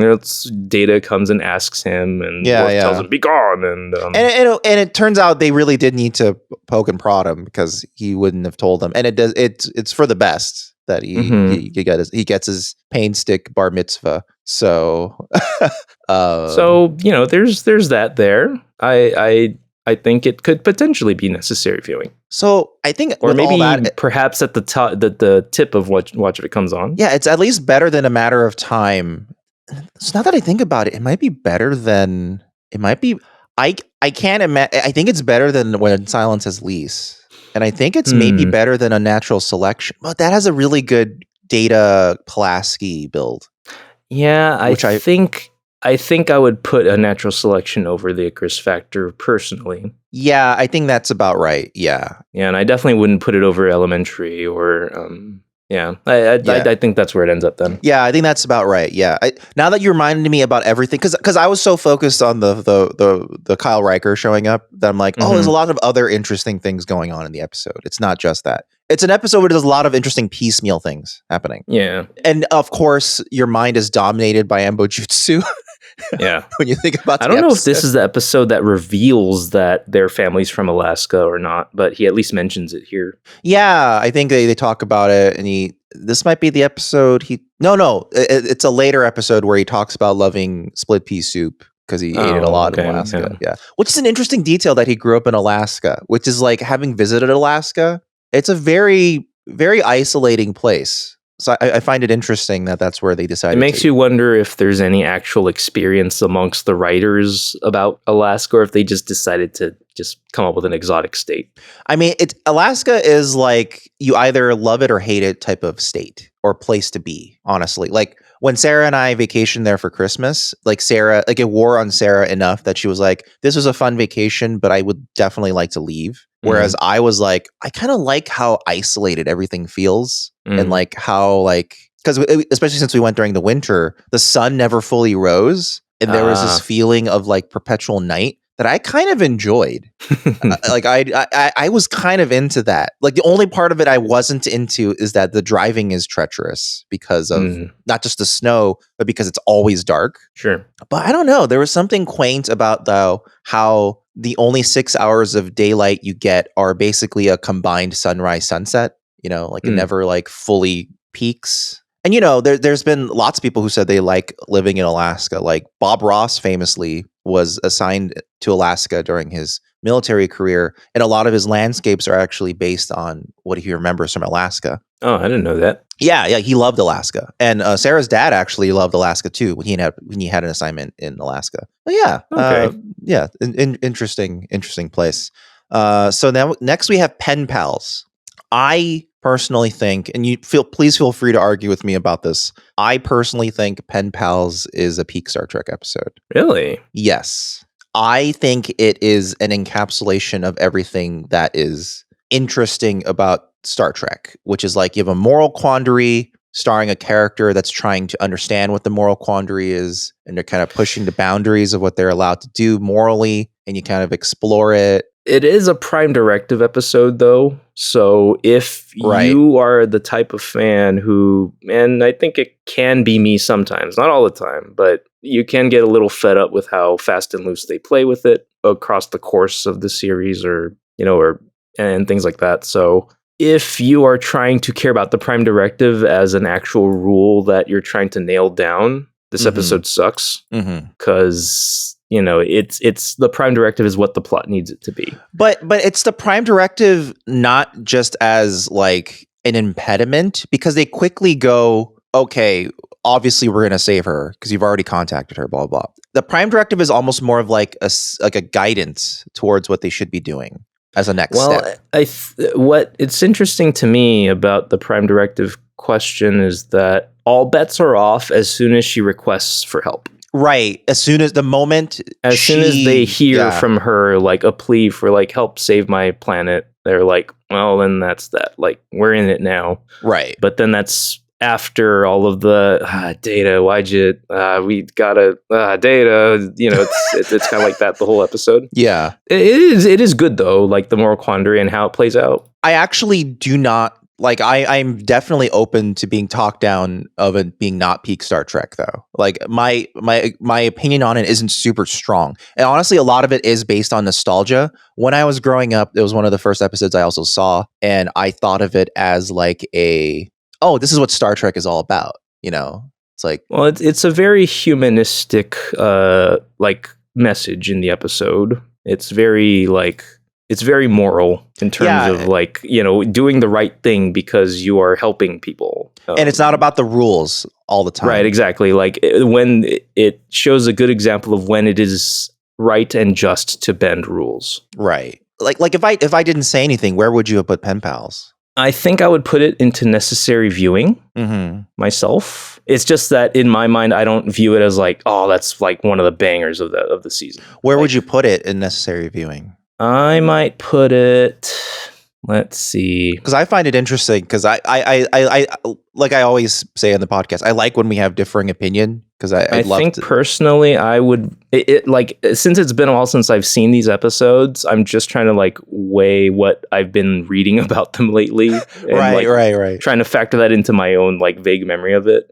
But I think that it probably ranks above the Icarus Factor. Mm-hmm. Maybe right there with Unnatural Selection. Okay. I think I'd rank it about equivalent to that. And if we're putting in my opinion, then maybe we could put it like right there then. Because then, that's and famously, we like kind of pointed out how this is an episode where Data abducts a child. Yeah, it's a little creepy. And it is true that they erase her memory to put her back, which means they can do that. Yeah. They open that bottle and it doesn't matter.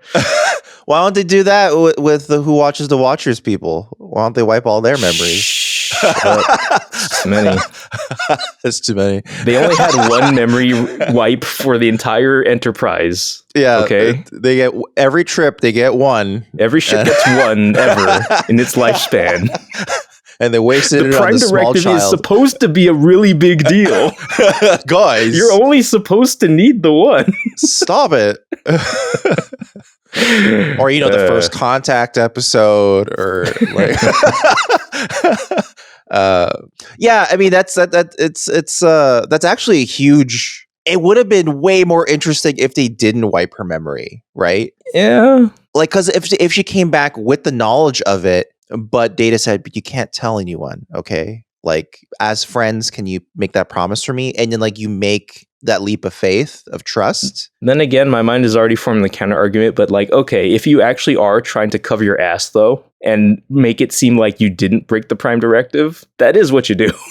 Right. No, but I just mean that the ability to mind wipe shouldn't have existed at all. Yeah. Like they created it to put a nice, clean bow on the episode, when maybe the episode didn't need a nice, clean bow. Right? Maybe it should have been more about an episode of, well, now they were friends and they trust each other. They couldn't leave that nugget left over for any writers to come pick up later. Like, hell no. What if there was like a subplot where they were like, if we do the mind wipe wrong, she's gonna become a vegetable, and then like they like mind wipe too much and she becomes a vegetable, and Data's like, oh no, what have I done? What was the whole point of this? It's eternal sunshine of the spotless pen pal. Yeah, actually, because of that, I'm going to put it here now. Because I actually, in retrospect, don't like the way they end the episode. Also, Nikki Cox's fingers are too long. Yeah, they're doing like a weird, creepy thing with the girl. Like, they're trying to make her pinkies longer than her index fingers. Oh, it's so weird. It's strange. What a weird alien. Next is Q Who, which is our proper intro to the Borg, thanks to Q, because Q's like, oh, you think you're big, huh? Let me show you what you're in for. Let's see how big your dicks are now. And then Picard's like, oh no, my dick isn't that big. And then, okay, fine, we're back to normal. They're assimilating babies. My God. Yeah. We get introduced to Sonia Gomez. Yeah, Sonia Gomez spills coffee on Picard in this episode, right? Is that that's this episode. Sonia Gomez, who was again like many characters, supposed to have been a romantic interest for Geordi. There were so many things supposed to be a romantic interest for Geordi. Again, then I don't know. They're like LeVar complains a lot. Let's not give him cool things to do. Oh, whatever. Yeah. We also get Guinan's famous cat claws. Yeah, you get the famous standoff between Guinan and Q, of which I later learned that apparently they were in my memory, she makes a hissing noise, but I'm pretty sure she doesn't. No. She just holds the position. But I learned later that they were originally supposed to composite in like little sparks. Right. I do remember you bringing that up. It was supposed to be Jedi lightning, but it wasn't. And then lightning. Like they weren't like shooting it yet, but they were like supposed to be threatening each other with energy, and then they just didn't do it. Which would have been that would have been a huge change. I mean, like, it is already weird that Guinan is posing as if she can fight Q, right? But if they showed off that she had like actual like energy powers, that calls into question everything Elorians can do. You'd be like, what? To be honest, I have no fucking clue what Elorians can do right now. All I know is that they live a long time. Yeah, and that's it. They have That's all I know. There's like an extra power you see that they can. Elorians have the ability to kind of see past the veil of time, right? Right. Okay, sure. We have also seen that demonstrated in show where she is somehow able to perceive things. Yeah. In yesterday's Enterprise, you see that she goes, "Oh, this is not the timeline we're supposed to be in," type of thing. And in Generations, they also use that as a plot crutch again. Oh, okay. All right. But we don't need to talk about Generations. One day. Hopefully not, though. Hopefully, for some reason, Generations is deleted from our timeline before we reach it. So then, something that struck me about Q-Who, though, is I forgot how complete of an encounter with the Borg it is. Yeah, they board him. And then they go into the cube. They investigate, find the baby in the drawer. And then they're basically utterly defeated by the Borg. They are like being chased down by the Borg. They can't get away, and Picard admits his dick isn't big, and then Q, teleports them back to normal space. Right. He does a flick, and he flicks them back to their quadrant. But I don't know where to rate this. I mean, maybe it's a watch if it comes on.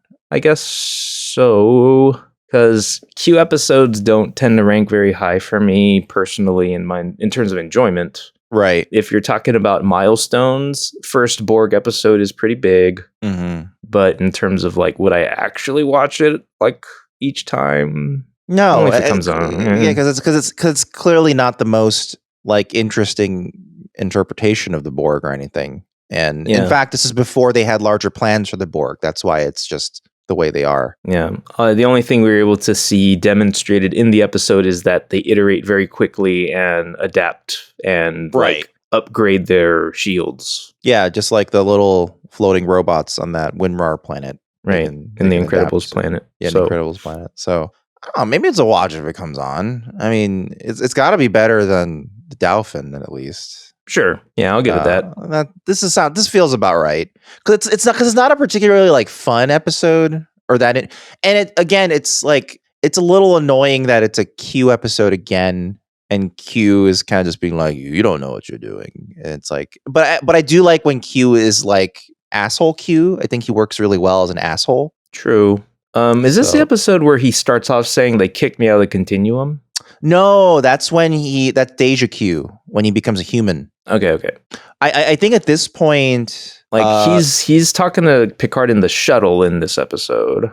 Right. I think so.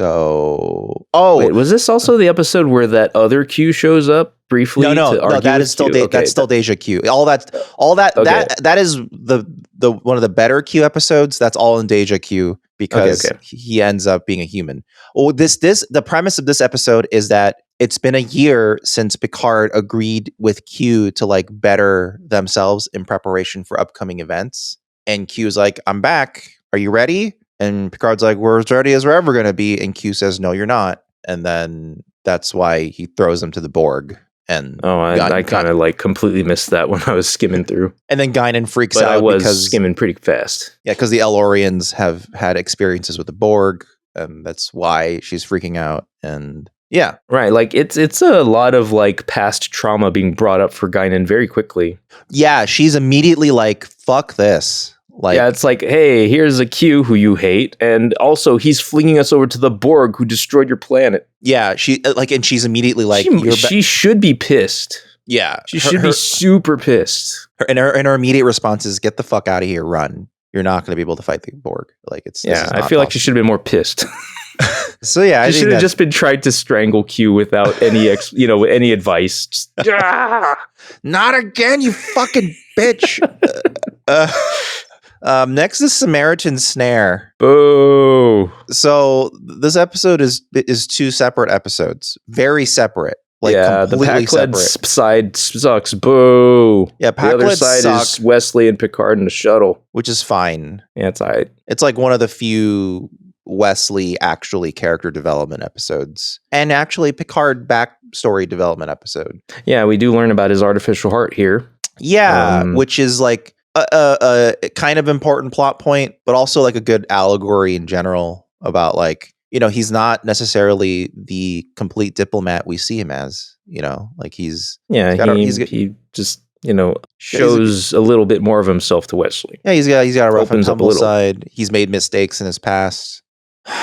I really hate the Apocalypse, not necessarily because of the Apocalypse, but because how easily the Enterprise was duped by the Apocalypse. I mean, and they are just a very obnoxious species as well. Yeah, they're very annoying. But the fact that the Enterprise was so it just goes to show their incompetence. You know what I mean? Like, it's just like, really? These idiots? Like, I don't know. I feel like it's almost a skip, but it has the stuff with Picard and Wesley. And it also shows the dumb red surgeon outfits. Yeah, and it has Pulaski swooping in at the end to embarrass Picard and save him anyway, which made it seem like, well, you could have just had the surgery on the Enterprise the whole time, Picard. True.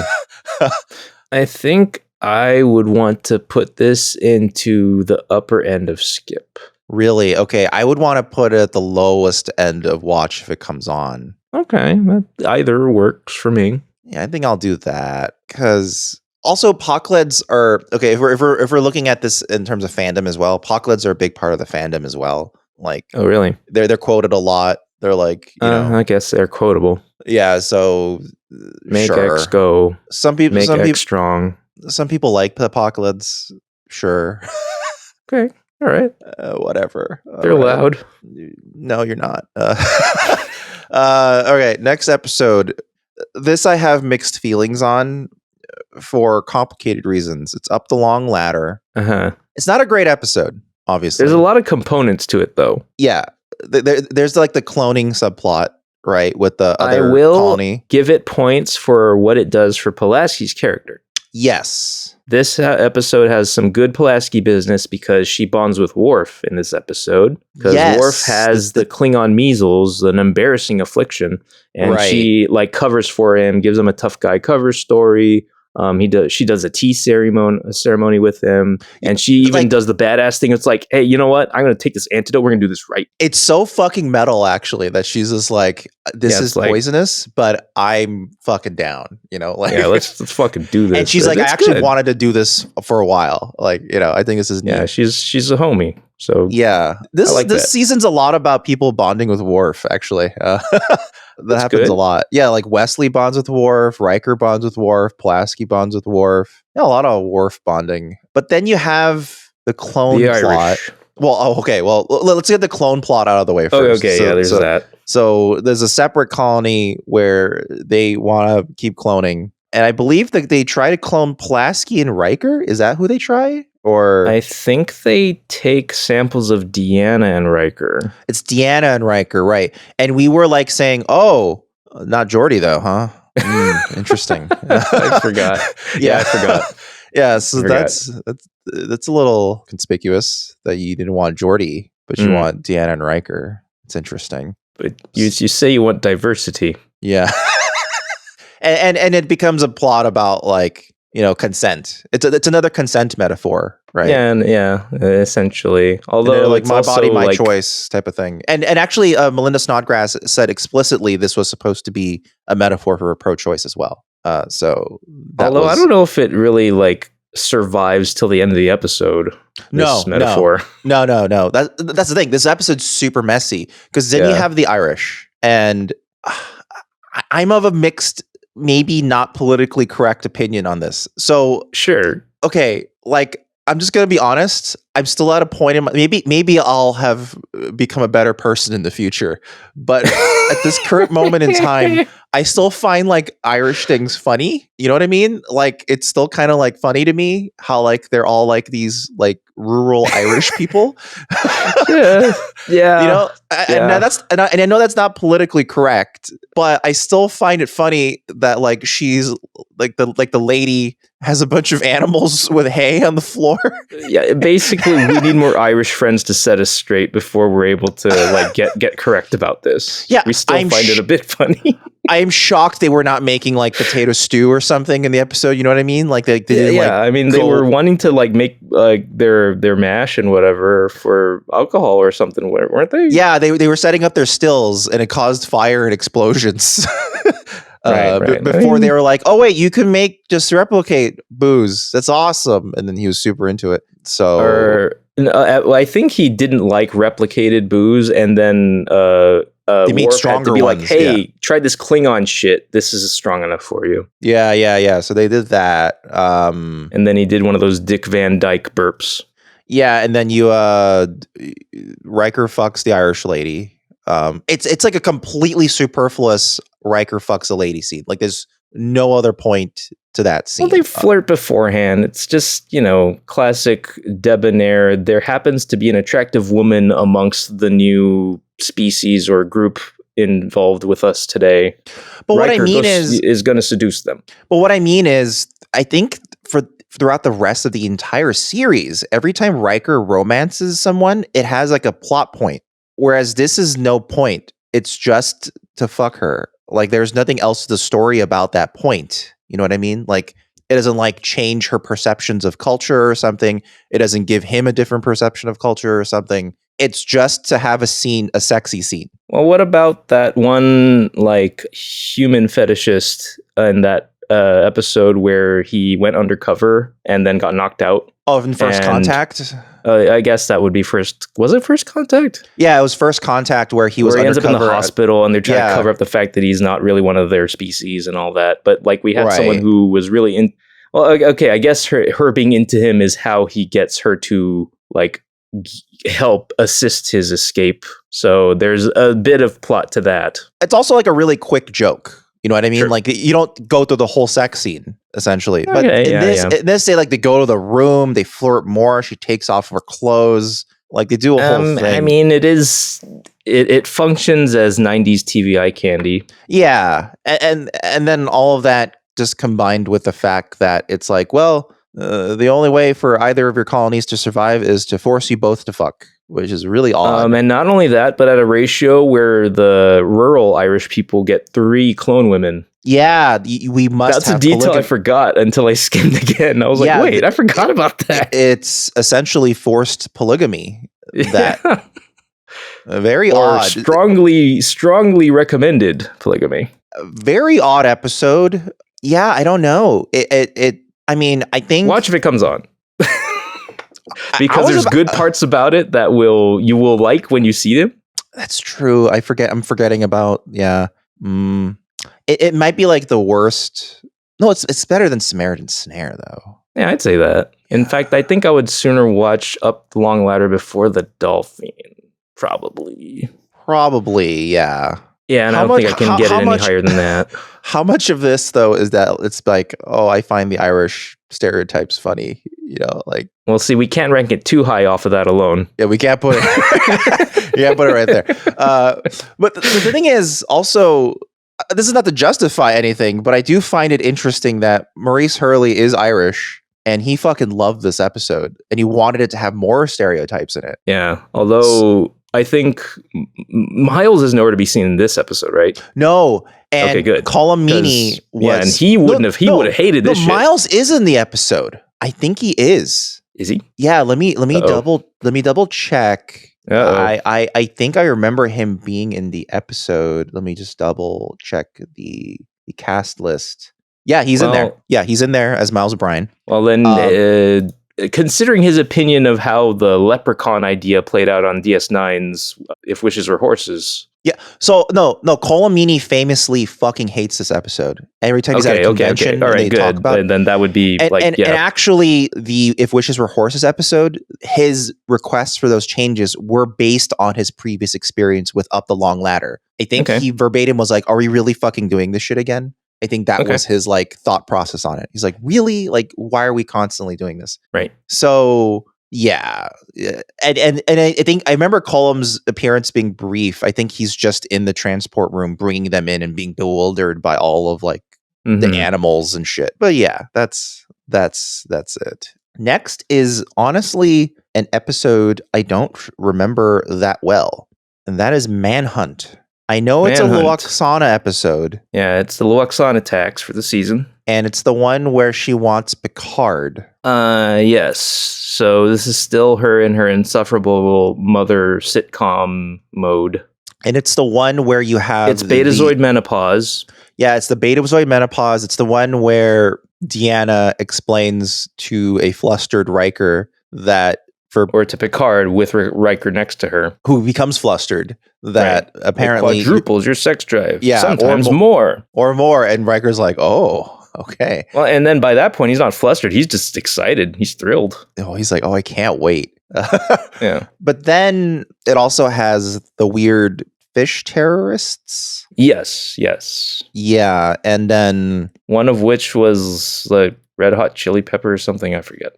And then how does the episode resolve? It's like there's some sort of like holodeck thing. Right. Right. So, like, Luxana's flitting about, looking at all the prospective males on the crew.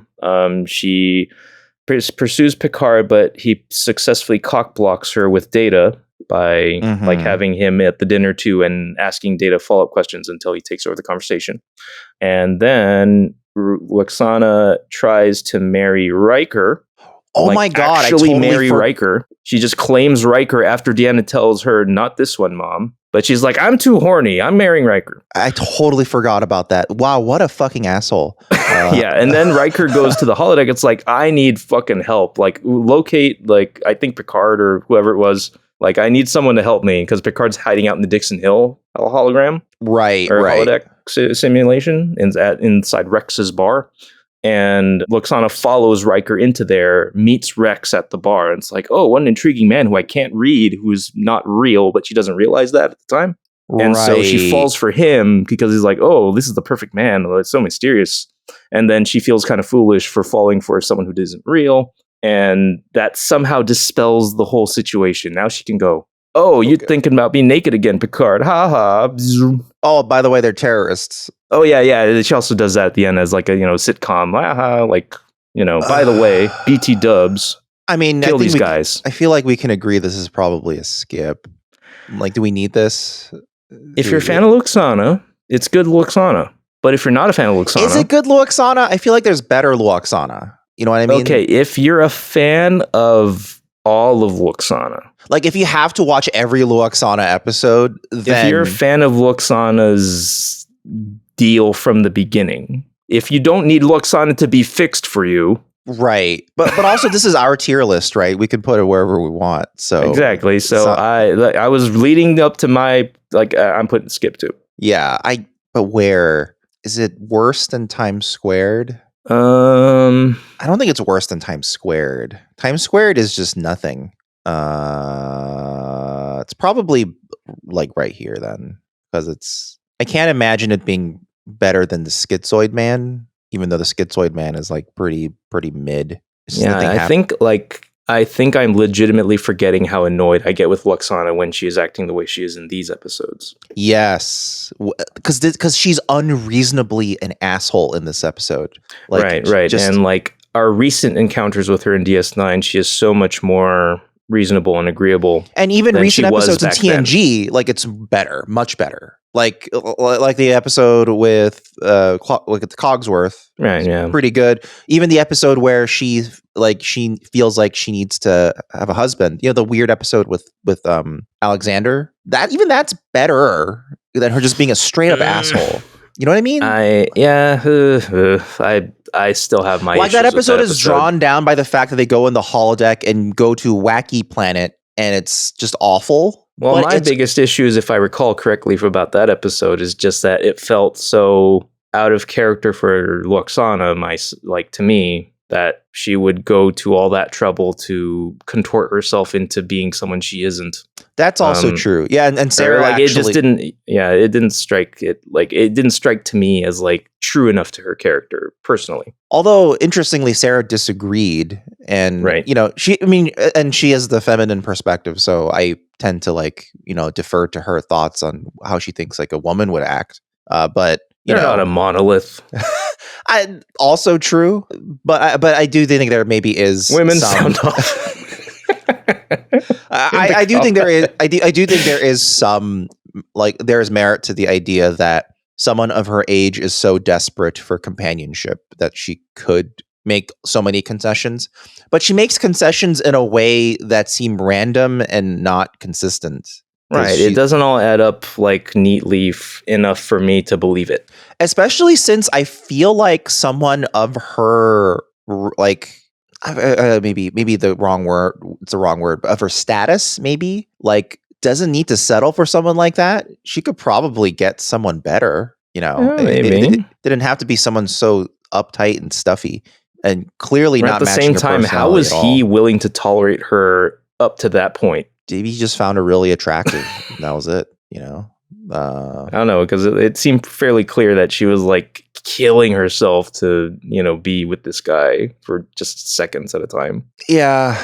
So yeah, I think that ranking is good. So this next one I'm gonna need your help with, because it's the Emissary. I have not rewatched the Emissary. I don't remember what the plot of it was. I just remember it's the one with Kalar, and she shows up, and they have the Tapatio hot hand scene. But I forget what I don't remember much about why Kalar came aboard. I know that she is they expect her to arrive. I think they receive her. I don't think they find her. And it's so high priority that she's actually sent by torpedo. Right, and I think she's a strategic expert, because she's supposed to know something specific about what's going on with the Klingons here. Yeah, it's supposed to be I'm trying to.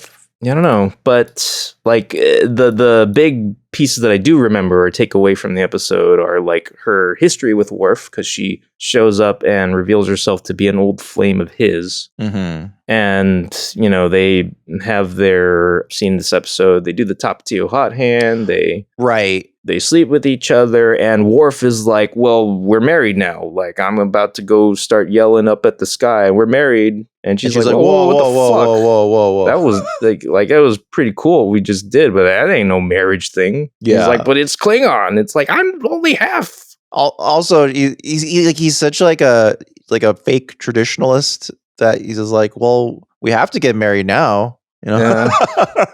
I guess I just having look it up. I guess the plot is there is a rogue Klingon ship that wants to start war with the Federation. Okay. And because she is an emissary between both the Federation... The VCR interactive board game was happening somewhere, and... Kind of. And she's their solution, because she's the emissary. She's the bridge between Klingon Empire and the Federation, that she kind of can interject. And they meet up with the ship. They stop I like to think it's...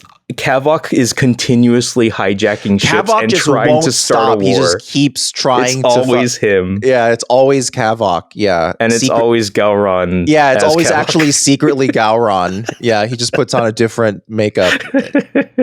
Yes. I like now that I've seen so much more Gowron, I love that Kavok is Gowron.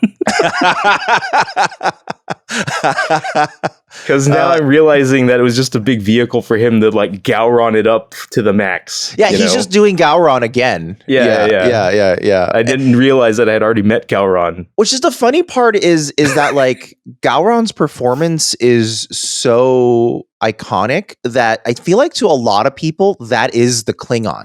You know, maybe. like the Klingon is Gowron. It's the easiest to think of right away if you're not thinking of Worf. Yes, if it's not Worf, you probably think of him. Yeah, and like Worf is like the stoic Klingon, and Gowron is like the quote unquote real Klingon who's like letting loose and doing shit. Which is funny because there's so many episodes of Gowron just being like a regular guy. Like he's not like going nuts necessarily, you know? Well, yeah, Gowron is shown to be, you know, a little more tactical and thoughtful amongst the Klingons. Yeah, there's a lot of scenes where he's serious. It's just there's a few times where he adds a little flair at the end of a sentence. And those eyes go a long way. Yeah. Like when he beats Kahless and he goes, some like whatever. Jesus Klingon, you know, and then Jesus Klingon, you know, whatever. He should say that. Yeah, Jesus Klingon, Jesus Klingon, my ass.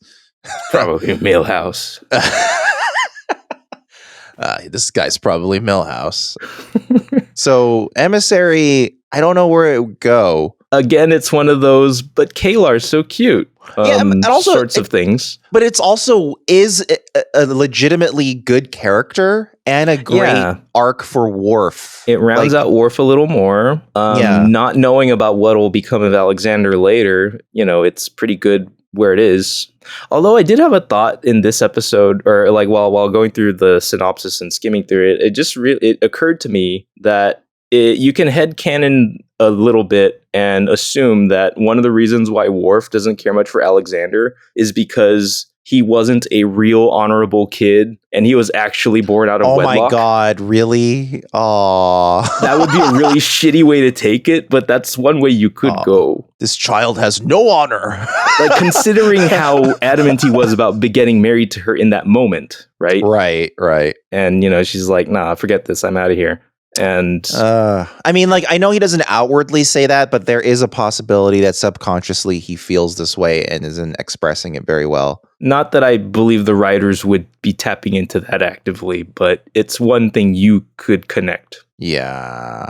If you wanted. It's not out of the question. Right. That's for sure. Yeah, if you wanted to load that into the interpretation of things, you can. Well, where would we put the Emissary, though, then?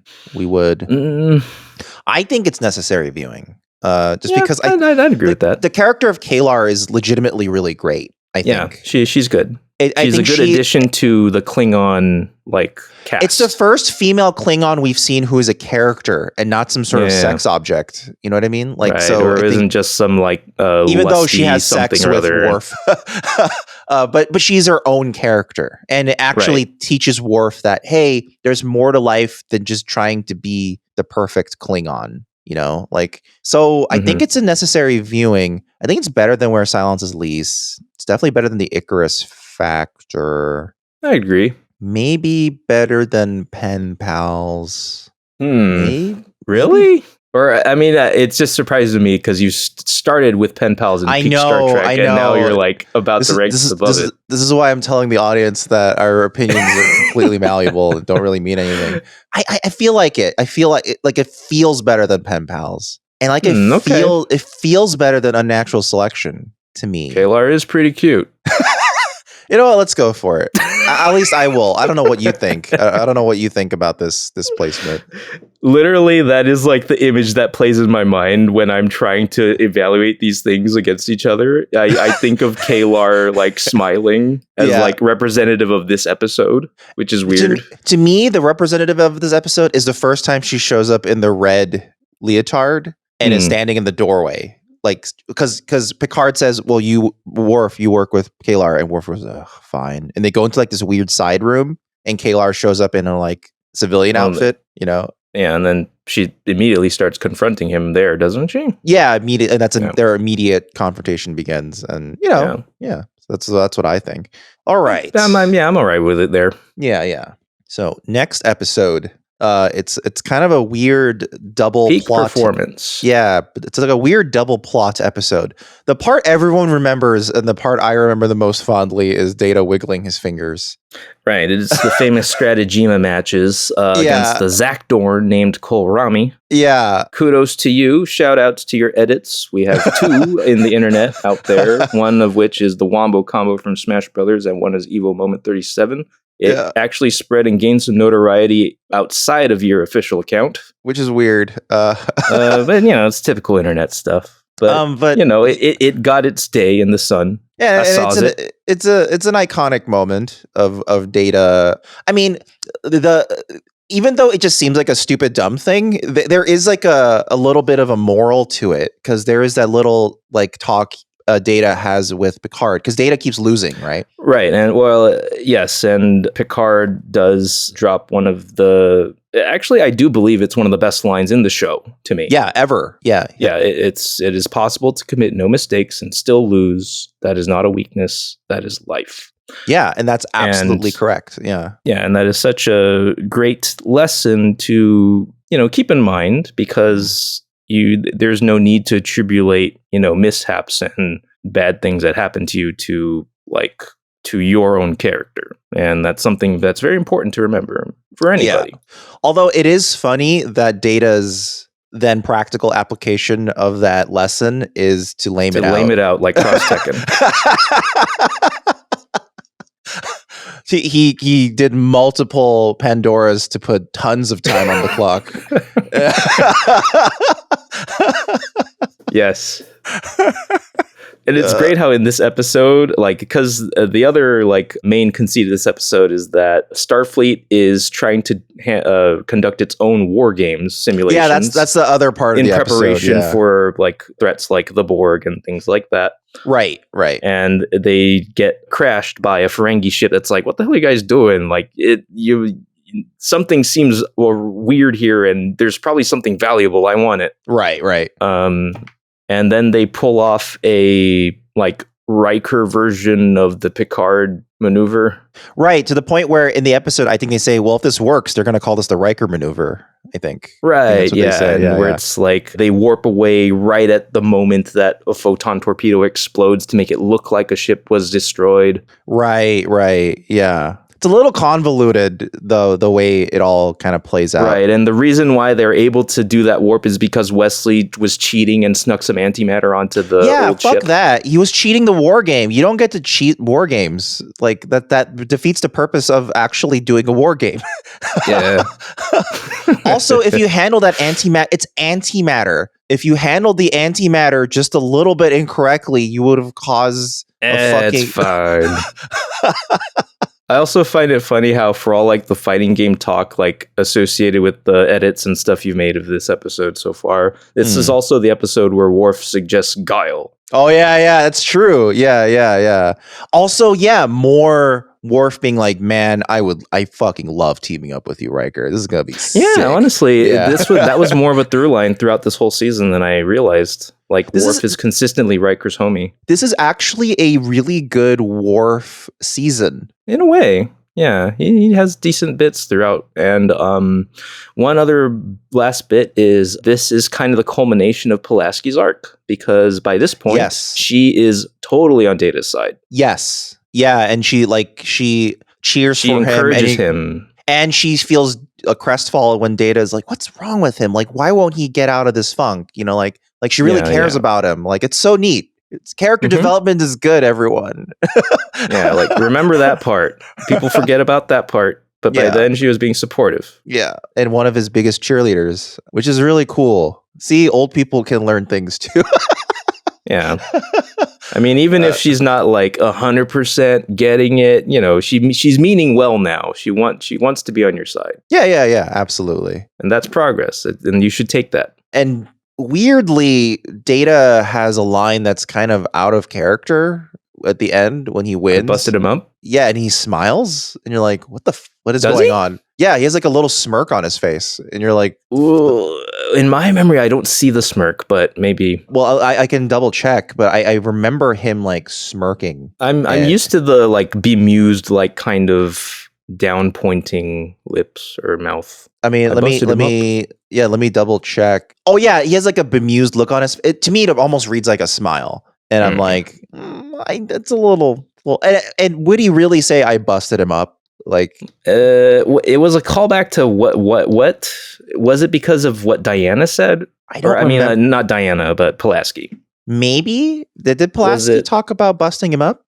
I forgot who. Someone else said mentioned busting up earlier, and that's why Data called back to it. I'm pretty sure. Oh, right, that's why he said it, right? Because he asked. Yeah, so it's not a complete out of nowhere. It's not like he doesn't just say it just cause it's. And everyone cheers. They're like, "Yeah, that's a good burn. It's a fucking good burn, dude." I mean, this is definitely a watch. If it's not an important episode by any means, I think it's a watch if it comes on. At least there. No. I would call it necessary viewing for Pulaski. Oh, okay. So you want to make it even higher. I want to call it necessary viewing for Pulaski. Because this is the proof that Pulaski turned. That's true. If we want to honor Pulaski, we have to include this. I honestly think she did that by the measure of a man, to be honest. But you could put that in. Where would you put it in necessary viewing, you think? Closer to the bottom of it, but it would just be in that tier for me. Yeah, I think it's probably at the bottom of it because it is otherwise a not very. And also, it is possible to commit no mistakes and still lose. As that line, you have to hear this line. So that's probably one of the two really important things in the episode. That line is important, and Data wiggling his fingers is important. That's kind of what you really need out of this episode. Yeah, quick shout out to Dustin Sklavos for making me realize that this line was in the show. And I think that was actually one of the main reasons why I started to watch it in the first place. I was like, there's lines like that in that show? That's fucking sick. Well, that is cool, yeah. And then, of course, this is a short season. It was short for two reasons. One, they ran out of money, but also because there was a writer's strike. And because of both of those reasons, the last episode is Shades of Grey. We just put it there. There's no need to really. Yeah, I mean, of course, I would say that any fan who wants to be included in the conversation should give it one watch just to see what it is. Yeah. But beyond that, you don't ever really need to see it again. In my notes here, I have it noted as must make Riker sad and miserable, not horny to save brain. That's the conclusion. That is the conclusions they come to. Yes, that is how it works. We must make him sad, sad and miserable, not horny to save brain. It's such a unmagnanimous last I don't know what the right term is, but it's like such a downer last episode for Pulaski. Yeah. It's like a nothing episode combined with. You could tell a lot of the cast is like whatever about the episode. Like Picard, like Patrick Stewart. If I recall correctly, a lot of it is Deanna just just asking Pulaski, "Can't you?" or "Do?" It's just like them together in the room. The entire episode was probably like a single day of shooting with like Jonathan Frakes, Marina Sirtis, and Diana Muldaur in that one room. Wait, is this at least there is the scene where Picard just like coldly walks away from Riker while he's dying, right? And that's the thing. Like Patrick Stewart has he is putting zero effort into the episode. He kind of walks in and goes, "Yeah." If you want to see everyone not really caring about Riker dying. Yeah, he goes, "Well, I hope you get better soon, buddy." And then he walks away. And then I guess they do a little bit of like more production design business at the very beginning. The reason he has to go through this, they are on like a jungle planet, and he gets like caught in the leg with a weird like root fang or whatever. Yeah, he got like bitten by something, and then it's poison, and it's a good reason why they should all be wearing protection as they go onto strange planets. But of course they don't, and that's why we have to make them sad. Not horny. Not horny. That'll kill him. It didn't work. It'll kill him. I mean, it was. He was dying. Yeah. Reliving all that horniness. Yeah. Easily the worst season finale of the series. Yeah. I mean, but it's almost not even in contention because it is a clip show. Right. It's a little too easy to dump on it and dunk on it. Because, it is a clip show. Yeah, once you don't have a clip, if it's not in the contention, it's actually a lot more discussion on what could be the worst season finale. True. It could be season one's Because season one, this is the only clip show in the show, right? It's the only clip show Star Trek has ever had. I think. Right. So yeah.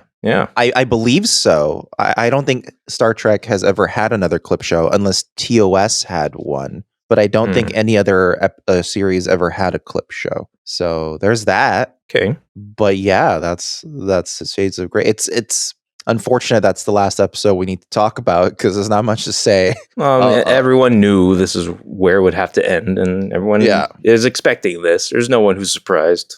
We have a very neat tier list. Look at this. Yeah, I'm not sure. Like, it definitely was not planned that it would be so evenly distributed, except for Measure of a Man. But it does feel appropriate for it to be alone in that category this season. Yeah, and it's striking me now that I don't think I can use because last time for the thumbnail, I used like a blurred version of the tier list to put in the thumbnail. I don't think I could do that for this episode because it's really obvious. Very clear. That Measure of a Man is the only peak Star Trek.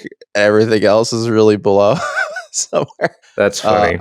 Yeah, so very just mess with it and put everything in the top tier and then blur that. It's all peak. This so is peak. all just banger after banger after banger. Yeah, just like the bangers Banger on Brothers. Bangers. Just like the Banger Brothers. Bangers and mesh. Yeah. But yeah, very, very divisive season. A lot of Star Trek fans say to a lot of Star Trek fans say to also skip season 2. I disagree. There's a lot of good stuff going on combined with, come on, you can't skip the season that has the Measure of a Man. That's really bad. At the very least need to extract that out to watch. Because I can see people wanting to dismiss season 2 out of hand because of Pulaski being part of it, or because it ends with Shades of Grey, or right, like they can latch onto certain pieces of the season and try to dismiss the whole thing. Yeah, I mean, it starts off bad and it ends really bad, right? That's the way the season is. Yeah, but it has some really good highs, and I mean, if you just watch it through, you'll be entertained well enough. Yeah, I'm surprised that our second best episode is Elementary Dear Data. Actually, I don't know if it's because the time away from it, like over time, it just becomes like fonder. If I see whimsical costumes, it's more fun to look at now. And that's all it takes to be able to rank it a little higher now. Yeah, because I think back in the day, we were actually annoyed. I think we were a little down on it, weren't we? Yeah, we were a little more down on it. But I think now it's kind of like, oh, it's cute. Well, I mean, we're emphasizing more the strength of Moriarty now. Yeah. I don't know. Yeah. All right. Well, everybody, thanks for listening and or watching our tier list discussion of Star Trek TNG Season 2, the shortest season of TNG. Hopefully you were reminded of various random little bits from episodes. Like, wait, that was part of that? Yeah. I mean, that legitimately happened a lot more this tier list than I would have expected. There's a lot of stuff I forgot. Yeah, like I'm realizing that if I don't do this every season, like I need to make sure I do this for the next one too. like I always forget that the Picard needing heart surgery episode is the same one. It's not its own episode. I always think of it's its own episode somewhere else. I don't think it's the same as Samaritan Snare. It was really surprising to me how we both learn about his heart condition and get this procedure in the same episode. For whatever reason, I used to keep them separate. Yeah, it's like a whole thing. But it also makes all the sense in the world that we would find out about his replacement heart because he needs this procedure. It only makes sense, but I don't know why. And he's otherwise embarrassed to talk about it. So it only comes up because just split him up for some reason. Necessary. But yeah, that's it. If you guys want to give us a like or a rating wherever you are, that'd be neat. And also, check out our merch store, like we said earlier, fugitiveframes.store. We have that new shirt. Our machine. So I've legitimately been wearing. So before we put these shirts out for sale, I get samples. I make sure the colors look right, and I wear them multiple times. So at this point of recording, I have washed a shirt 6 times. And it looks just as good. So I'm really, really happy. I think they've actually legitimately improved our supplier has improved their direct to film process because it also doesn't feel as stiff. It feels like a you sprung for the fancy Color Fast t-shirts. Yeah, and they won't go tie-dye in the rain. Yeah. They're comfort colors shirts, so they're very comfort. They're really comfortable, and I genuinely want a comfortable shirt. I'm one of those guys where if I have a big decal on my shirt, I actually just wear it less, or if not at all. Like if you can feel a difference in the material where the graphic is, where the printing is like affecting the surface of the fabric. Like I don't mind a little bit of it, but if it's a ton, I'm like, oh, I don't like the way this feels. Yeah, if it's actually starting to affect the breathability, where if you pull on it, it will crack apart. Yeah, no. Yeah, that's the bad stuff. No bueno. But luckily, these shirts have been great. So yeah, check out our This Machine Kills Fascists t-shirt. Then yeah. And also, if you want to get these episodes early and a bunch of other perks that we're coming up with, you can become a member of our Patreon or a channel member. You know, that's also neat. Channel members and Patreon patrons not only get the episode a week early, they also get the episodes without dynamic ads baked in and without the YouTube ads. And also you get access to our members only Discord, which is a lot of fun because lots of like very different discussions happening in there. It ranges from Star Trek to wrestling, the tabletop RPGs, to different songs we're listening to. There's a lot of stuff going on in that Discord. Oh yeah, there's actually quite a lively place. Yeah, it's. I'm actually kind of surprised at the type of community that has grown there, and then there is a lot of stuff going on. Yeah, actually, it's really neat. Honestly, yeah, it's really interesting. You know, I was looking it up while we were talking just now, and I just to verify, I looked up the current going price for a McChicken where I live. Oh, and it turns out that you can get 2 Newbie Star Trek memberships for the price of less than 1 McChicken now. Damn, that's because the McChicken costs $4.19 where I live. What the fuck?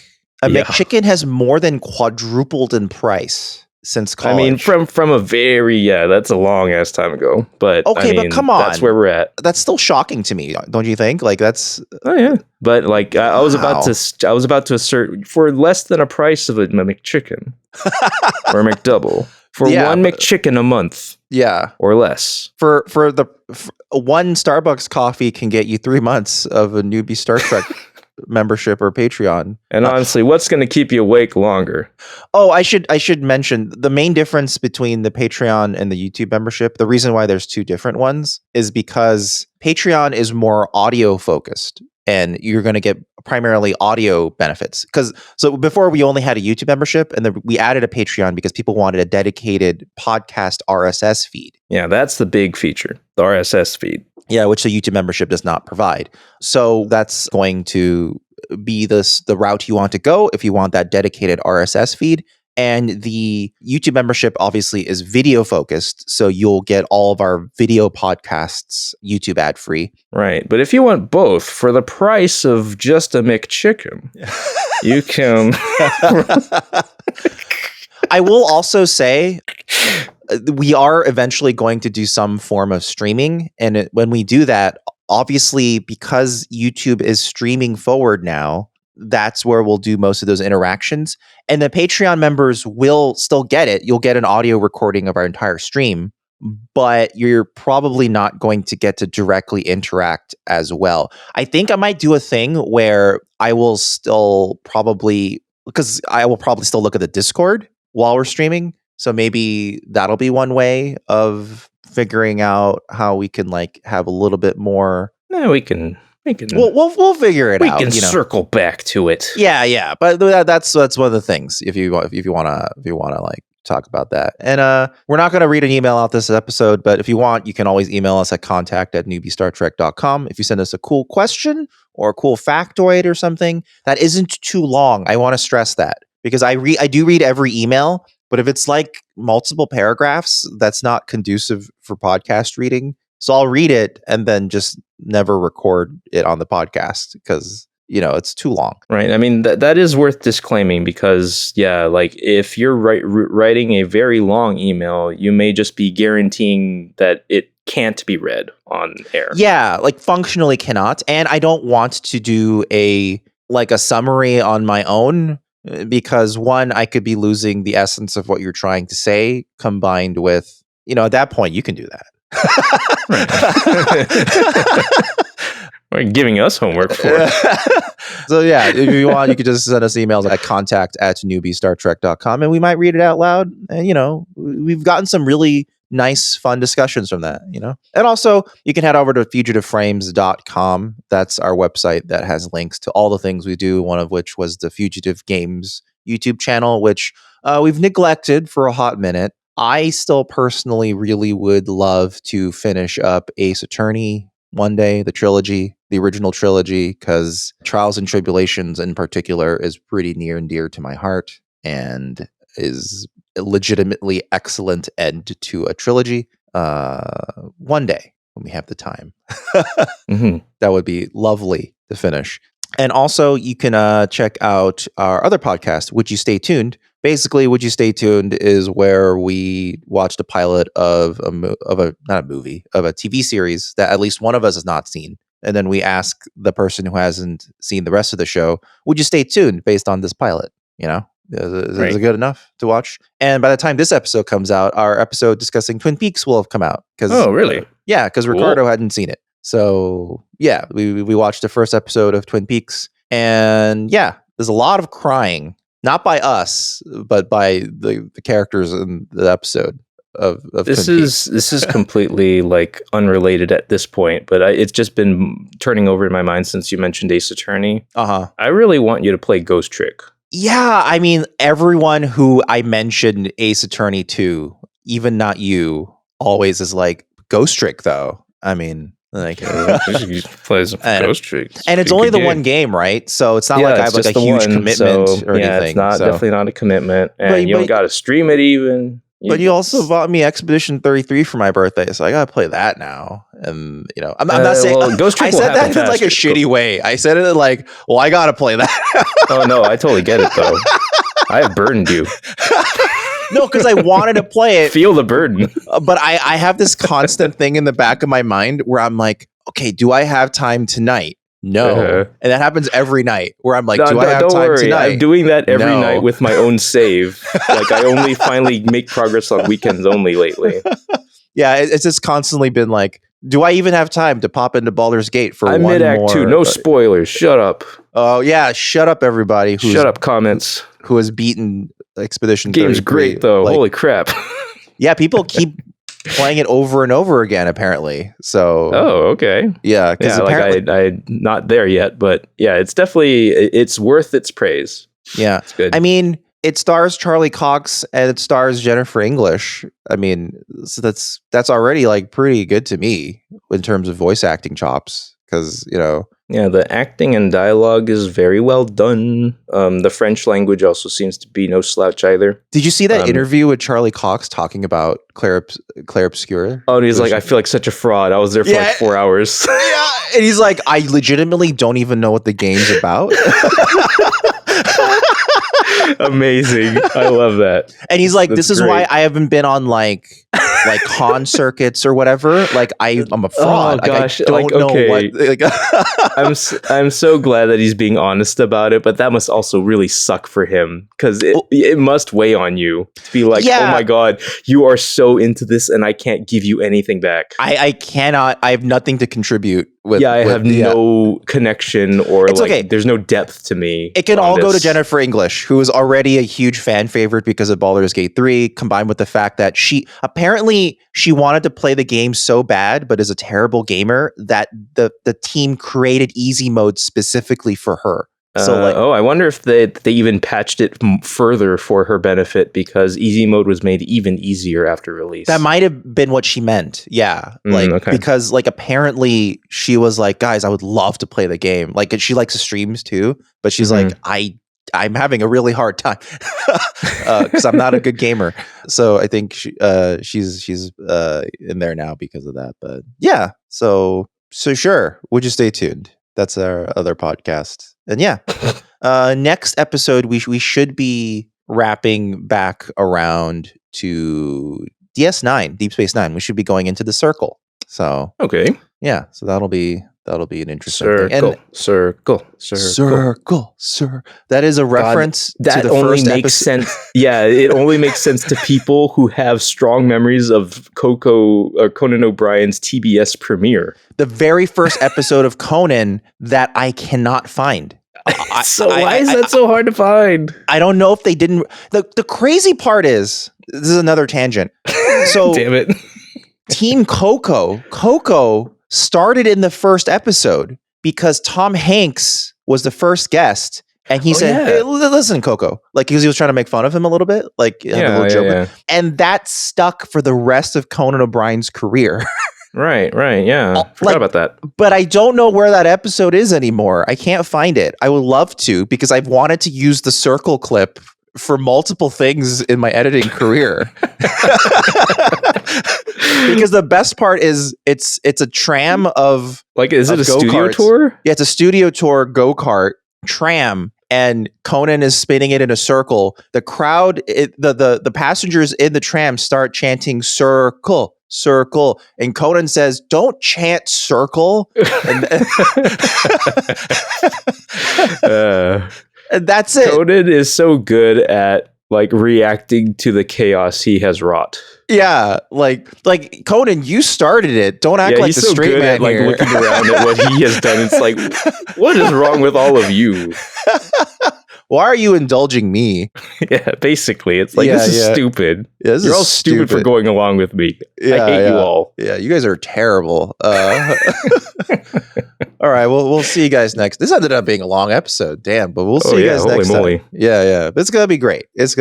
We'll see you guys next time, and we'll have the whole crew back together again with Sarah and Ricardo. He should be back from vacation by then. That's why we did this episode. So yeah. After they've done resuscitating, in the chamber. Yeah, that's what they're doing. Yeah. After their fight with Doomsday. Yeah. Wait, is that what happened to Superman? He had to go. He had to go into some stupid death-like state to recover, and I don't forget exactly where. Yeah, he was in a coma because Kryptonians do that now. I probably invented a chamber, but because I immediately thought hyperbolic chamber, so I was like, I think I was just starting to mesh those two together. Sarah and Ricardo are doing Dragon Ball Z stile, like, training in a they're doing katas in 100 times G. Yeah, exactly. For a podcast. Yeah. Goodbye, everyone. Goodbye. Bye.